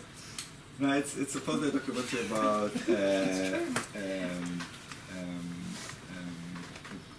people who are deaf and blind, and this woman that helps them. It's more of an allegory, like a political allegory about Germany, but there is this scene in the movie which is somehow is not connected. It's connected because it shows this boy, which his age is really unclear, in a room, and is blind and deaf, and he just like somehow walk around the room and do stuff, and it's 10 minutes, and it's like it's very still, and then there's some interaction with objects. For example, he picks up a ball and he places it upon his mouth and he makes noises with it. He makes something and he touch it and he kind of bring it closer and then he just throw it on himself very violently. And there's all those notions that he is expressing, and it's something very, very disturbing. But the more I look at it, I was thinking, in a way, it's a sort of a manifestation of this kind of mechanism of thinking, because it's like the only thing he has in terms of sense is those fragments that comes from touch, and voice, which he cannot hear, but he can also feel it. It's not Yeah. something that is it's not that kind of harmonious understanding that we have with vision and sound and all that. But it's something which is much more, it's discontinuous. It's and also when you say it, you feel that it's like eruptions. It's not something nice. It's not kind in a way. And the only thing when the only moment when he calms down is that at a certain point there's like interaction with this lady, and he's also very upset. And there's a very interesting moment when he eats a banana, and he holds like just the peeled banana, very gentle. He's not squashing it, and just eating it. And then the last moment is having a transistor radio. And that's the only moment when he actually calms down. He puts it on his belly, and the constant friction of the radio, there's something that produces, produces some sort of calmness. So that's kind of, and then I thought, okay, there is, and this is something that becomes sort of natural, probably recognized in some way, something that allows this. It allows then Like language to happen. Yes, something like that. So this is not before language, but it is a different path into language, I guess. Or if it's a different language, you might want to say. Okay. Andrea, so do you think that Deleuze is arguing that there is no image of thought? Sorry for the sneeze. Or that, sorry, or that there is? Sorry.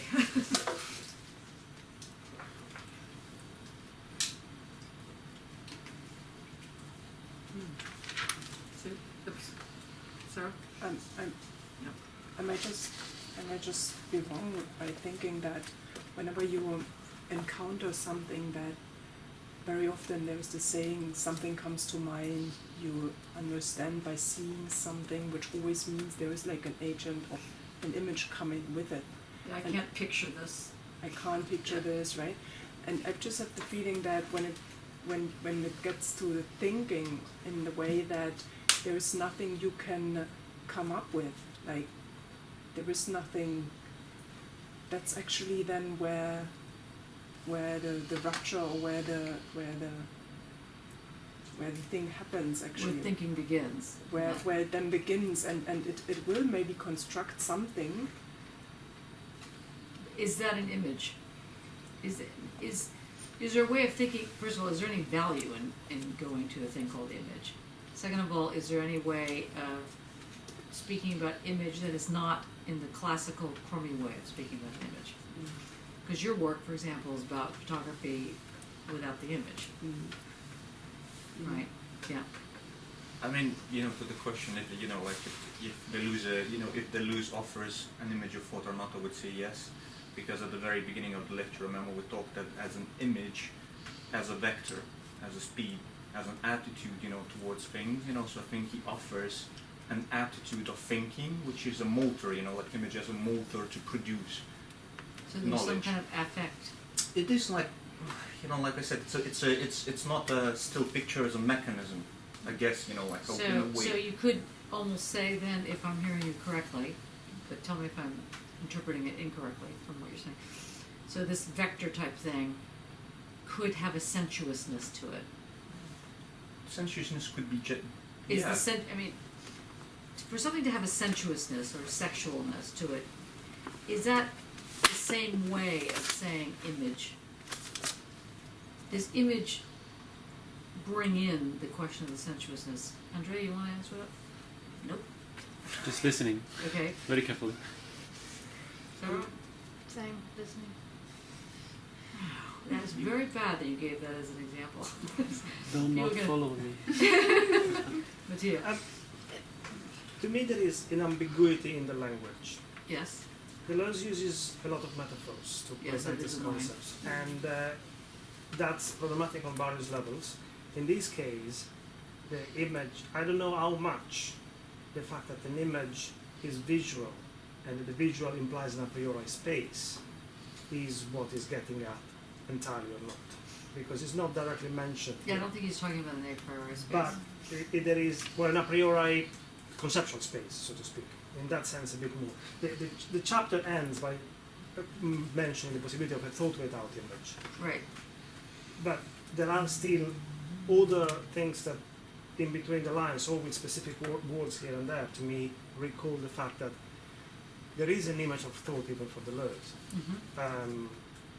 which is not the Cartesian one. Right. But there is still a model which it proposes without proposing it directly. And can you say what that is? Well, one could name it a virtual, but there are hollow forms for Deleuze. I mean, in this sentence that the guy just read about the do not count upon thought, if one reads it with a different emphasis, rather count upon the contingency of an encounter with that which forces thought to raise up and educate the absolute necessity of an act of thought, blah, blah, blah. So there is an absolute necessity that needs to be educated, but is already there. Right. It needs to be given a body by a contingent act. And to me, if one goes back to the chapters we read in the previous two seminars, the difference in itself and repetition in itself, he is working backward in the Hegelian in itself and for itself. So that it speaks of difference in itself and repetition for itself. So the for itself, the contingent that is supposed to be the body of an image, is actually the one that comes logically first and retroactively builds its image and is always what he calls transcendental empiricism, something that is never concluded and never complete. So the advantage of having an image over not having an image is that something is built and that something escapes, if it works, from a rational, real relationship of the Hegelian move. It allows for, well, I mean, let's put it like this. Deleuze and Guattari are specifically interested in sexuality, but not necessarily from the question of the Freudian move, although they both go through that. So, is there a way of getting the sensuous or the sexual? I'm not sure if they're interchangeable with Deleuze and Guattari, but to get this thing that has something that's energizing, that is sexual energy, in this thing that he's going to name image. Because if it's the case that it doesn't have any meaning, but on the other hand creates meaning, the meaning is, and he talks about passion. He uses these kind of words that somehow matter. They create matter. And then if they don't do that, then it's not going to create the cohesiveness of the language game, as it were, or the thought. So you can have thought without an image, and you can have photography, for example, without an image. But in that case, it's photography without representation as image, or without cognition as image. But can you have something that that is, let's say, named image? I'm not sure how far we're going to go with that, with how much mileage you really get from that enables the building of the body, that enables a body without organs, as they get to later on, that enables the sexual sensuous. Well, that's where he's more or less going with this, and he's going. So the reason I'm just sort of shortcutting it for a second, just for you to think about it. But in the move he's making, he ends up enabling Einstein some sort of slack that one can talk about the sensuousness of relativity, and not that it's just this mechanical, cold, cruel, thing. It doesn't require a first given. It doesn't require a first image. It doesn't require God. But something happens and it gets built. Do you know the work by Van Volsen? I mean, this is an image of his work, the big picture. where he works on what he calls strip photography. And strip photography is the building. He has a camera that he can take a picture 360 degrees at one go, and it builds an image. That's how it takes it. But the image is built in the instant of its building, so it's completely mad. It's just sort of wacky stuff, and it allowed him to do a lot of stuff with FX and different. He's totally obsessed with building cameras, and so the question for him was, if you take a picture and you go click on your picture, how long can you make that click stretch? How far can you make it stretch? So that when you take the click, how much can you get it? Can you get it all the way around your head? Can you get it all the way around in a global sense?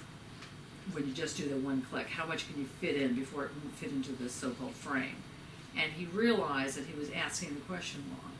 He needed to talk about how it's built, how these strips show up, and then it gets into string theory and all the different. We're going to get into his argument, but Deleuze is not speaking about string theory, but he is talking about how something is built. Yeah, Simon? Is the word attraction helpful? Yes. Very. Can you elaborate on that? Well, if I think photographically, if the sensitive plane is attractive to the light. Yes. And somewhere in that attraction, in that contingency of them coming together, you have an image. Yes. Or from that attraction, an image is formed. Yes. And so that's like a contraction of something, perhaps. That's important. Yes. Yes. Right here. But no.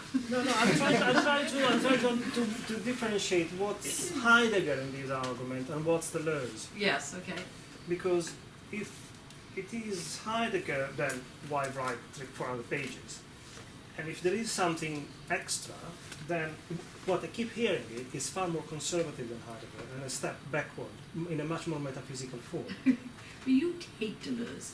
Well, but I'm trying to be very honest. So I'm trying to be very honest. How page. many times have we heard this? I don't mean to hurt your feelings. The same page. He is speaking. What page is this? The same page with the following paragraph to the one we just read. The paragraph forces begins with something in the world forces us to think. Oh, yes. It's 3 Dalton something, yeah? What? 117? Yeah, the thing we just read on page 176. 17576. Okay, yeah. So there we have the first opposition. There is a contingency of an encounter which Yes. forces the absolute necessity and educates it. So Yes. it starts with the contingency, the for itself, and goes up to the in itself. And then halfway through the following paragraph, he writes Which is the second character, that one. the object of an encounter. No, just above that. Halfway. Oh, yeah, okay. The object of an encounter, on the other hand, it really gives rise to sensibility with regard to a given sense. It is not the aestheton, but aesthetia. That is, it is not what is sensible or what is to be sensed. Right. It is not a quality but a sign. It is not sensible being but the being of the sensible. It is not the given but that which is given in the, but that with the, sorry. It is not the given, but that by which the given is given. By that which is the given is given. Yes. So yes, Nick. He seems to, when he's on sticky wicket, he then turns to his nth power. Yes. And also starts speaking in Greek. Yes. Was helpful. I mean, I'm just not quite sure. I've seen an explanation of its nth power somewhere else. Yes. And it sounded like a big fudge to me, but I can't remember what it was now. but it's this sort of essence of sensibility itself. So not the close. nth power, the thing he's talking It says about. N This minus aesthetic on one, what's called one. the as though there's something which can only be repeated, it can't be actually experienced for the first time. And then he talks a lot about Plato and Okay, we're going to hold on to that. memorandums and all those things, but there seems to be a theme running through. Yes. That there's a sort of sensibility of sense itself. Yes, it's And it's when you this sort of given hit of bottom, Yeah, zero. no, that's so where that's you're at. which implies a necessity to be sensed. Yeah. Yes, So it moves from an image of thought of recognition to Yes. one of necessity. yes, to one of encounter. Well, there is something necessary in this encounter, Yes. because otherwise it wouldn't make the difference between Aristotle No, it's true. and that to me is where he uses Heidegger, but he actually going backward rather than forward. If one thinks in a trajectory away from metaphysics. Deleuze is thinking away from metaphysics. In a trajectory away from metaphysics. He's going back to Yeah. metaphysics. Yeah, I think I would disagree with you on that, but let's wait because I think we've lost the rest of the entire group here. So, Guy, can you continue with your argument? Sorry. That was it. Okay, well, that was no, easy. because for me the thing was right this passage when it gets to the end power and this here I found I consider it as the force of repetition that it gets into and it kind of offers this maybe logic of sense or something that is a way out of all the postulates that he was against the Cartesian. Right, yes. And okay, you're right, it does offer a way out. But not really. Can you open that window? Is anybody else dying of heat? Yeah. Oh, thank God. Okay, can you open that window without crashing the... Yeah. There's another thing. You're not hot. Yes, I thought it was what they determined life again. I didn't realise I was sat on this. Thank you. Well done. See, I just think it's very important to remember my painting I just got smashed. Anyway, go on what you were saying? Go on with what, but so what is this end thing? Let's go back to the end, which is this question about repetition. Can you think about it in terms of your own work, in terms of not layering, not, at the moment, well, when you started this question of the palimpsestuous, you always were angry, people kept taking it as a layering, and it's not a layering, blah, blah, blah, so on and so on. Then you decided to drop the whole notion, because you got to know the whole thing for a variety of different reasons. Now, it sounds like you're thinking it again, but does any of this speak to what you're working on? Well, what I'm kind of right now trying to figure out is it's the notion of multiplicity that is not necessary as I thought. It's not necessary. It's not necessary, as again, because I'm thinking through it, No, that's right. so it's not necessary, it might actually be that original thought was. But the nth to the nth is a multiplicity, right? Yes, So, yes, it's but fine. that multiplicity is not necessarily already kind of contained within a, let's call it self-contained individual things. The multiplicity happens when you perform those multiple, and that's what I'm going Okay, with. so But- the you who performs it, does that bring you back, do you think, to Bergson? But you are not you, because that you is not like. So what there gets, is- what performs what? Well, I kind of right now I'm going with the body performing and body being Okay, in the Yes. space, and that kind of sets up certain shape to it. But I'm thinking more of vibration, shaking, and yeah, this as a form of, well, like when you do this, usually speaking, like that takes, like if you think about that, like when you think about what kind of shape that takes, yeah, that is shape of multiplicity that is in action. right. So that is multiplicity, not this, and this, but rather this. Okay, that's nice. In a sense. Yes. But that, of course, is repetitive And movement. the I'm that- not the- talking the about that does repetitive this, movement. you know, like- But yeah, kind of thing. So I love this as a child. The blurred, Bends. the kind of blurred photographs when someone moves, suddenly moves, and Yeah. kind of the face gets blurred out. The slowed motion video, when and then you impose layers to the videos, and you can produce the shape out of movement in a sense. And that shape out of thing is what I'm I'm seeing as a multiplicity. Yeah, Because that makes it's not, it does not suggest individual existence of parts, it kind of creates sensibility around. But if you have this kind of thing going on, Yeah. you know, that, the wavy bit that makes this look like it's, Yeah, you know, that's it. that's, wouldn't that be duration? And then wouldn't that makes up duration? And the dilation of time in a way as well. Which Yeah, that's what I'm saying. You know, so I'm trying to get, Yeah, that's why I'm arguing, that's why you can yes, different time. and yes, you're exactly right. And so what we're doing is we're circling back to this group over here. Be afraid.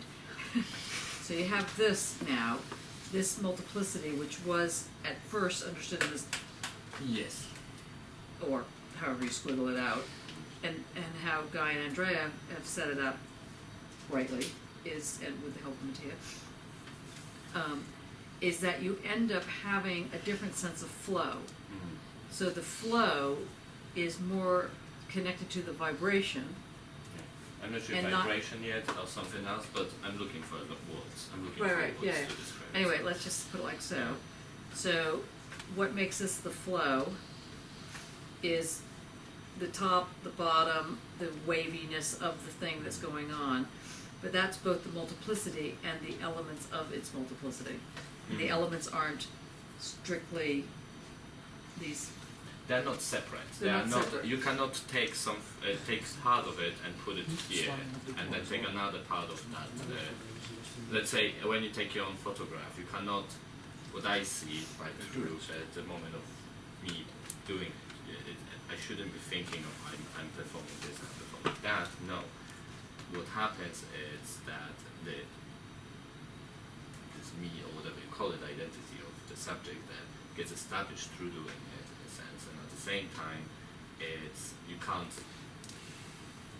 If I just take a photo, it's Yes. not doing this thing of taking a photo of the same subject as taking a photo of Get a sneeze. Someone else speak.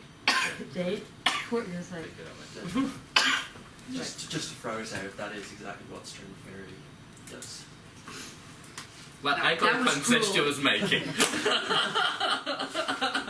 Yes, and that's absolutely correct. But the difference is, or not the difference, but the takeaway from this is that the string theory is sexual, is sensuous.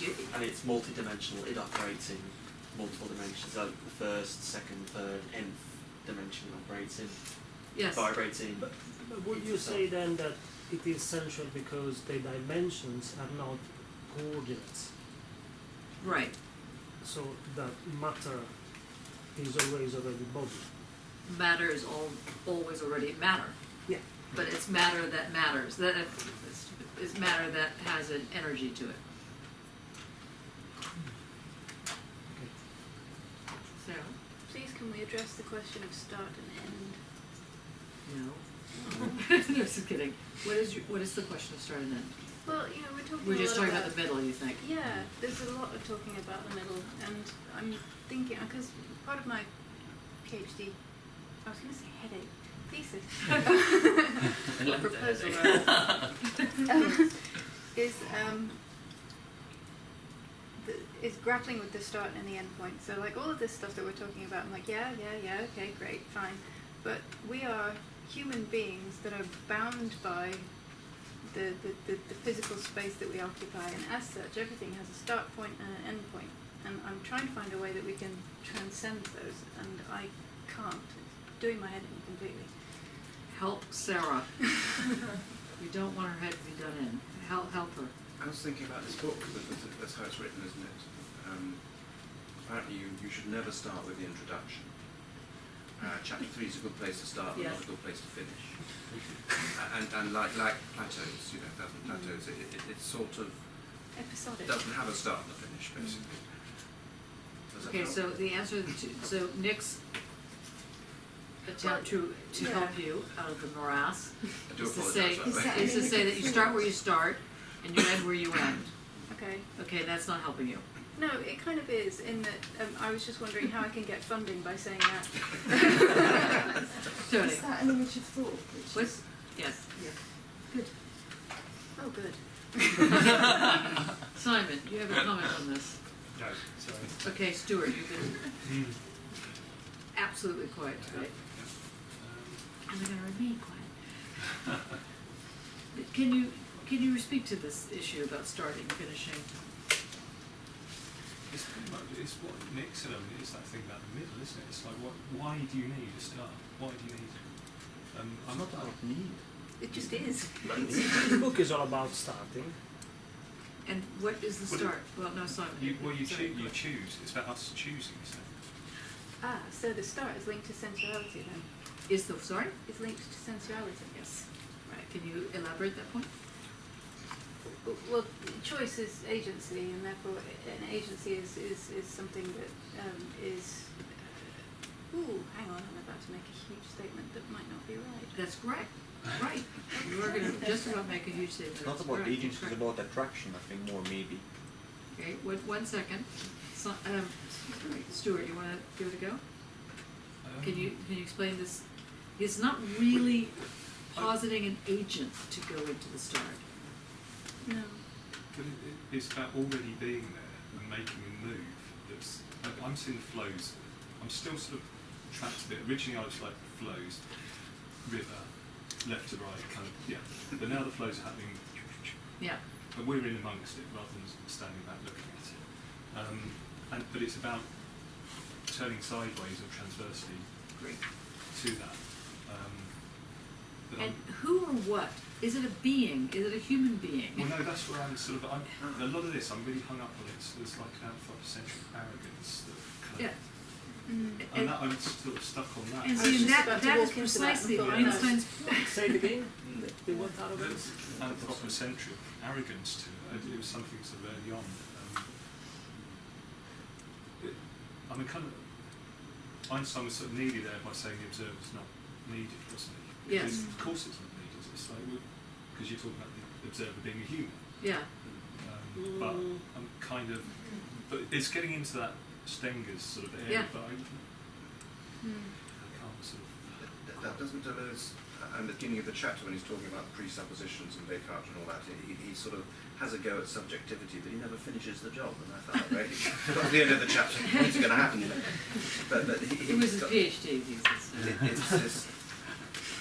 These are sort of thesis people. Anyway, there's this whole business of what is subjectivity. It's a sort of, it's one of these big presuppositions, is it part of the image of thought? The Well, he's trying to get rid of non-stated. that. He's going to, you know, he's saying it's a sort of flow of perception. It's not about perception. See, here's the key here. It's not about the perception. This is the difficulty because, yes? Does that mean that everything has already started and ended, and it's just we the just point go of, home? Yeah. No, but it's just the point of where we kind of enter the flow, I guess. So the start and the end. It's a bit like the flatlanders. You know that? Yeah. Yeah. So from one perspective, it looks as though things start and end, but maybe that's just a dimensional failing. That actually, if we I'm had talking about we're separating materialities here a little bit. I feel like this moment where we enter, that means we are from a different matter than the matter that we're entering in. That means we have effect on that matter through our matter. So our body affects the other body. That just sounds very much like Heraclitus sticking his toe in the river. No, but what I'm saying, when you, in a sense, this is the same matter. We're not existing in a no, that's going to be wrong. But the matter of senses is not different matter than the matter of thought that we entering and we kind of figuring out. There is none of that. We are the flow as well. The sense of us, the materiality of the body is the flow as well. Yes. And we don't move around that much, and it's not like it's overwhelming, or well, there are different things that happen in that flow that we can speak of and kind of find, that we can speak of and kind of evaluate and think of. But this is not we are not differentiating. You're absolutely right there. I mean, the observer calculated the fact that has always been present as an external observer. While observer, I want to retain agency. I want to retain me. I want to retain responsibility. I want to retain decision. But the observer is a participant, and that makes a complete difference to me.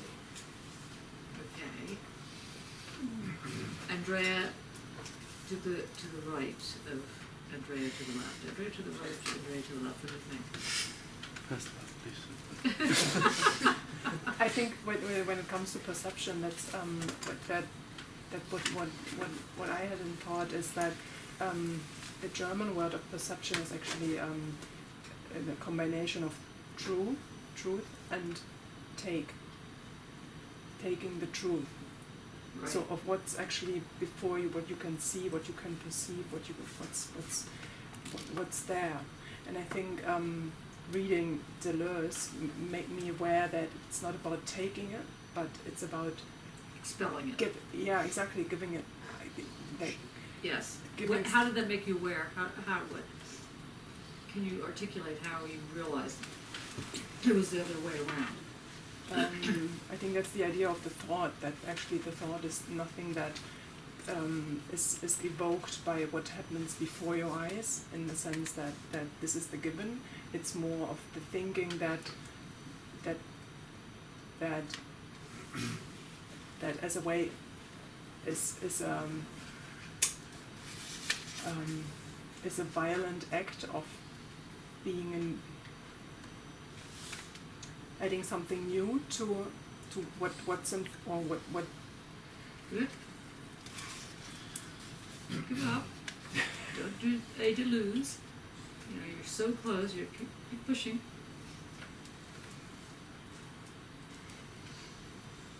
Does that impact on how you make or take photographs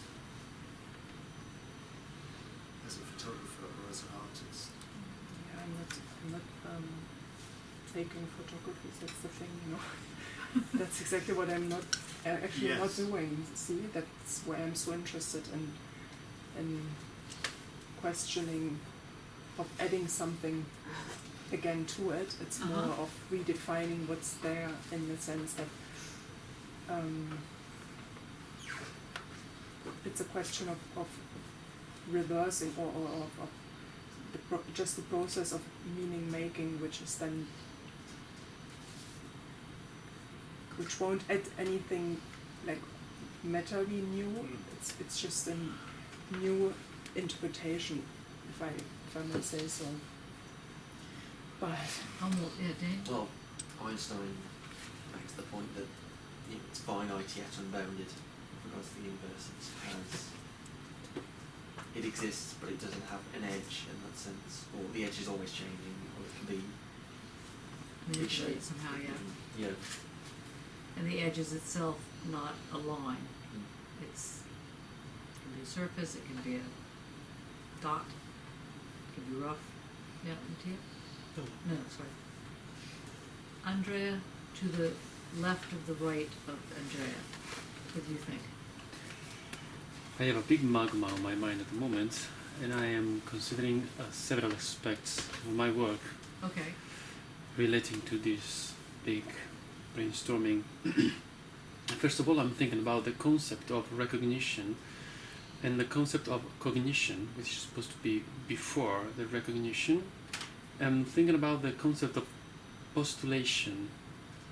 To postulate something is to assume something, and is a primitive concept. It means there is a primal thing. It means that there is an origin of the thought. I'm trying to use this model inside a musical environment. You don't have an image of thoughts. Maybe you can have an image of music, but it's more an essential idea of a sound. Okay, sorry, it's a big premise. No.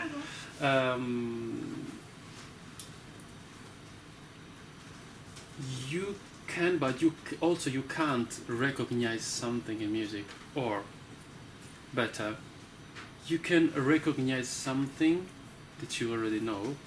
You can find something new that you don't know, you never had before, but is still in a perimeter which is the music, because out of music there is something else, which is noise, for example.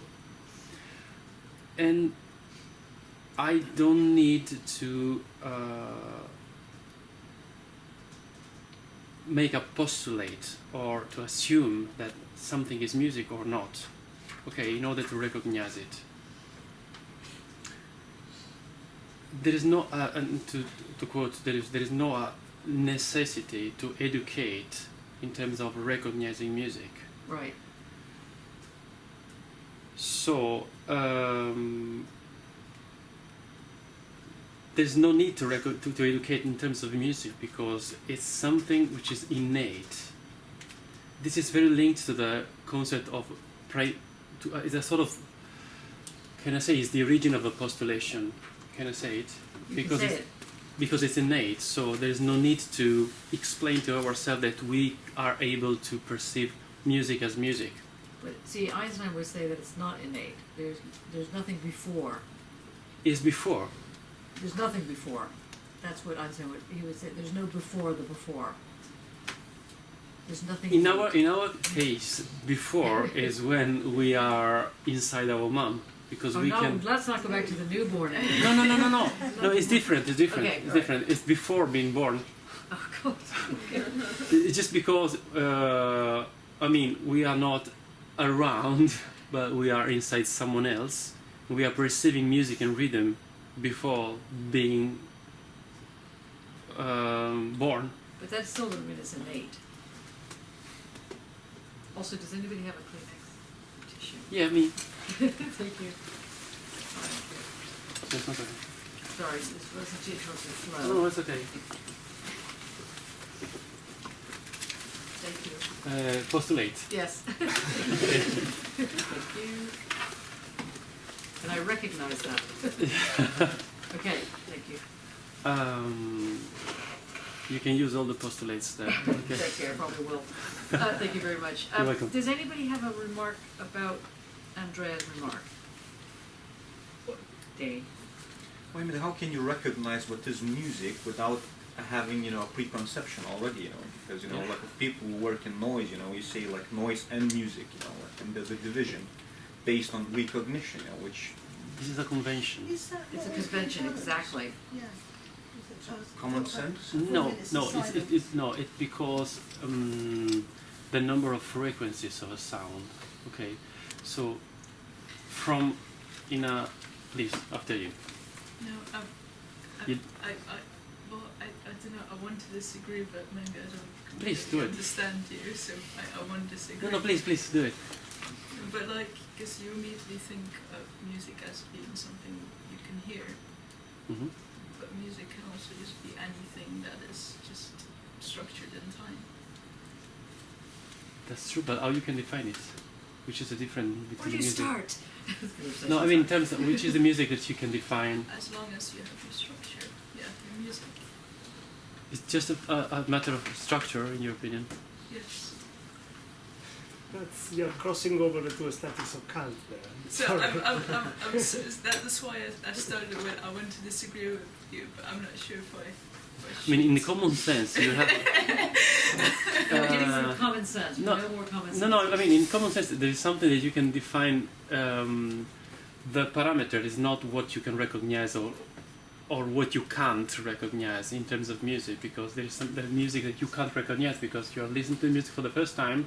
So there's no image of thought of music in that case, okay? But of some music that you already know, okay?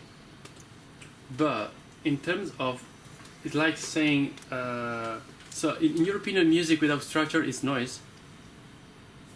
No, music. Ooh, but noise has too many connotations. So Yeah, I mean, yeah. I wouldn't use the word noise now. Okay. No, but what about music which is unrecognized, but not like unrecognized because I don't know what it is, but if we think about the recognition as this motto that first of all define us as human, like an identity of what it means to be human, that we recognize something. So that first we already kind of assume this human thing that is operating in there. Recognize is supposed to be. And then if you don't go through that, then and you get to this other sense thing, then you're still this thing, but not necessarily this identity. Something like that. And then you can hear music which is unrecognized in a way. So we have this side of the room, maybe. basically saying one thing and one side of the room saying. I mean, Yeah. then, I mean, as a, like we're like in School of Art, but then, by the same token, you could say, you're able to recognize what is art and what isn't, like I think, if we would follow Andrea, we could divide them again, but there's no ontology, whatever, there's no starting ground, there's no... So you're saying that you could actually make a claim, if I'm hearing you right, that says not everything is art. Even though some people think everything's art, in fact, not everything's art. There's bad art, there's good art, and we can recognize it as such, but that doesn't require an ontological first to do there's so. there's no innateness, whatever, But that, okay, so you're arguing against it. Against, yeah, absolutely, because, Are you arguing in favor of Maya? I don't say no, don't say, but then, again, if you say music is what is structured in time, then, you give like a privilege, like an ontology to structure, a way of structuring, I mean, and again, we can go like deeper in, but again, there's a point from which you can judge, and that's not the Deleuze's radical difference, but that's the mathematical difference, from which you can radiate, until it's sort of... Do I make sense? Yes. Yeah. But I think, that's now how, that's not how, sorry if I can see, recognition of art or music operates. It's contingent, if I can use that word. Possibly. Okay, we're coming to the end of the seminar. I have a quick question for Maya before we get to that point. Okay. Does that mean that any time-based media is music to you?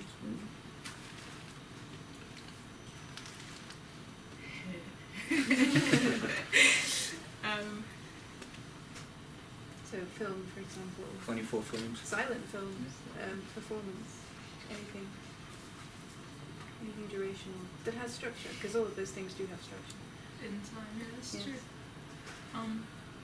Well, yeah, that's a very good point. And the thing with film, though, is that I struggle a bit with that, in that I see two structures on top of each other. And I'm saying that just because there's this artist who just made some images on, well, he placed some images on top of some music that I made. And of course I have my structure in time, but he doesn't know that structure, and he placed his images above mine and then sent it to me like, do you like it? While I see like this complete, I feel like I need to distance myself from my own structure to understand his structure. So in a way, like, film is a very, I struggle a bit in that way, because there's too much information going on. Yeah. I think that the question of Sarah brings up what is really at stake in the image of thought, and where the language is misleading here in the book, because it is a matter of definition. And if one has a definition of what music is supposed to be, time structure, for example, then there is a sequence or a series that can iterate from that. But vice versa, there was another tangent or crossing line where one thought music is what is heard, therefore noise can be music.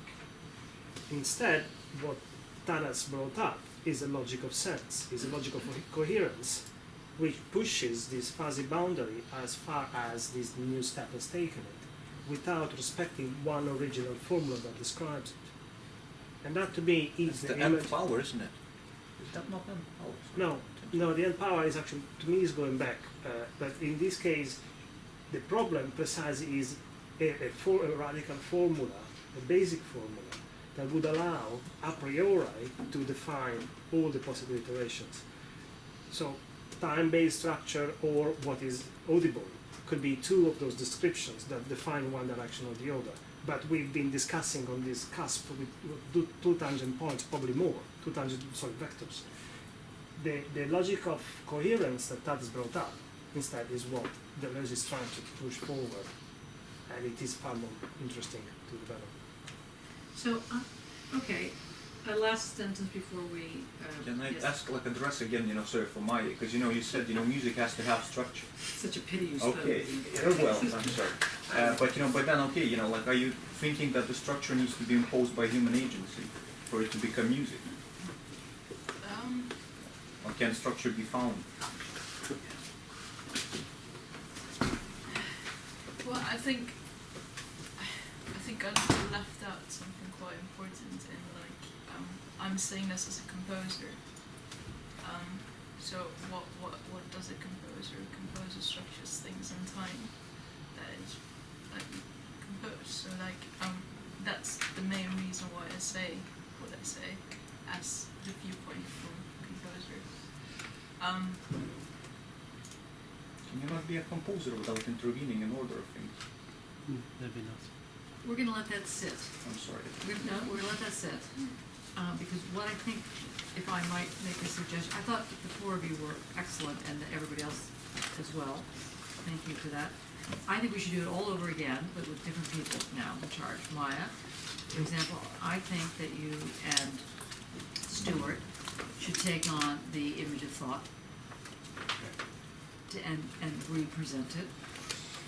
And this is not because I don't think it was done well. I think it was done very well, but it's so difficult. It's worth hearing it again. Simon, are you going to be here next week? Now. God. Unfortunately not. Who would like to do chapters 1, let's say chapters 2 of Physicist of the Philosopher? Do you want to do it again? Yeah. Good. If Dave could help. Damn it. You were laughing, that's why. About submissions. Oh, okay, you do have submission, that's true, that's no good. Andrea, will you be done with your Chinese thing? I'll be back here in January. You'll be back here in January? Oh, you're going to China now? Yeah. Oh. Okay. Foolish you. Thank you. Okay, Sarah, you want to join the team of those two and look at the first 2 chapters of Physicist of the Philosopher. Good. Okay? Excellent. Well done. Hard work. Are you happy? Yes. Wait, there's an announcement that is being made. If anybody is in Southwark tomorrow in London, we have a polka show opening tomorrow afternoon at 3 on Union Street. Everyone knows that? Great. Yeah. No, it's Where on it's just on Union Street. Just wander up and down. 57 to 61, so it's kind of Oh, exciting. away from Okay, that didn't work. Okay, great. Yeah. That's great. Windsor Square, where the cafe bar When you were young. even further Yeah. I'd also just like to say, in case I forgot to say it, on the 16th of December, which is a Wednesday, so it's during our discussion, John Butler is going to have a retirement party. We're all drinking National Tea. You are all invited. Obviously, we're not going to have the seminar. And it's going to start in the School of Art lecture hall, and then we will migrate, we'll migrate to Costa's Coffee, where there'll be drinks and stuff like that. So, I guess my question is, next week, I'd like to do this round again, and then the following week, I think we should have our own little Christmas party here, and bring whatever you want to bring, food. If you have gluten-free, that'd be great. You don't have to work it, whatever, alcohol of any kind. And as I said to the MA students last night, I'd like to have a Christmassy type party in London. That's where I live. So sorry, they were saying it's like being invited to someone's wedding who lived in Egypt. So sorry. If you can't make it, you can't make it. But let me know, because I try to do that every year, but the last couple of years I haven't been able to do it. So now that we actually have a house that's standing, hopefully we'll be filled by the time we do this. We'll have a little gathering, a mid-section gathering to say hello. I'll come up with the date and then let you know what it is. So you guys can. That was really good. That was very difficult. How are you doing? Breathing? Okay. Yes. Yes. Looking forward to it. Good.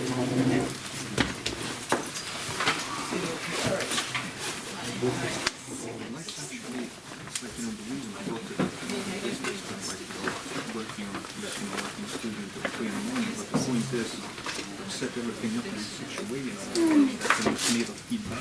So you intervene in the order of things, but then you leave the piece and it composes itself. That's why I'm thinking,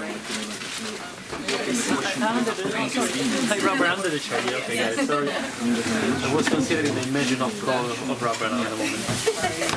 What's too far from it? Not for technology, but about coming up with a way to... Yeah.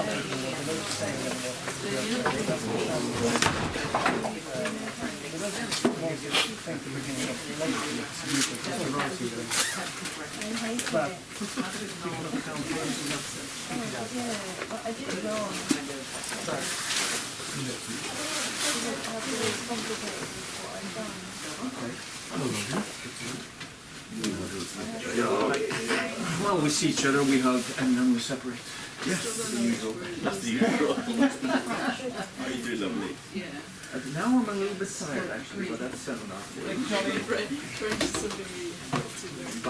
Okay. Does anybody speak French? You could say what recognition means in French.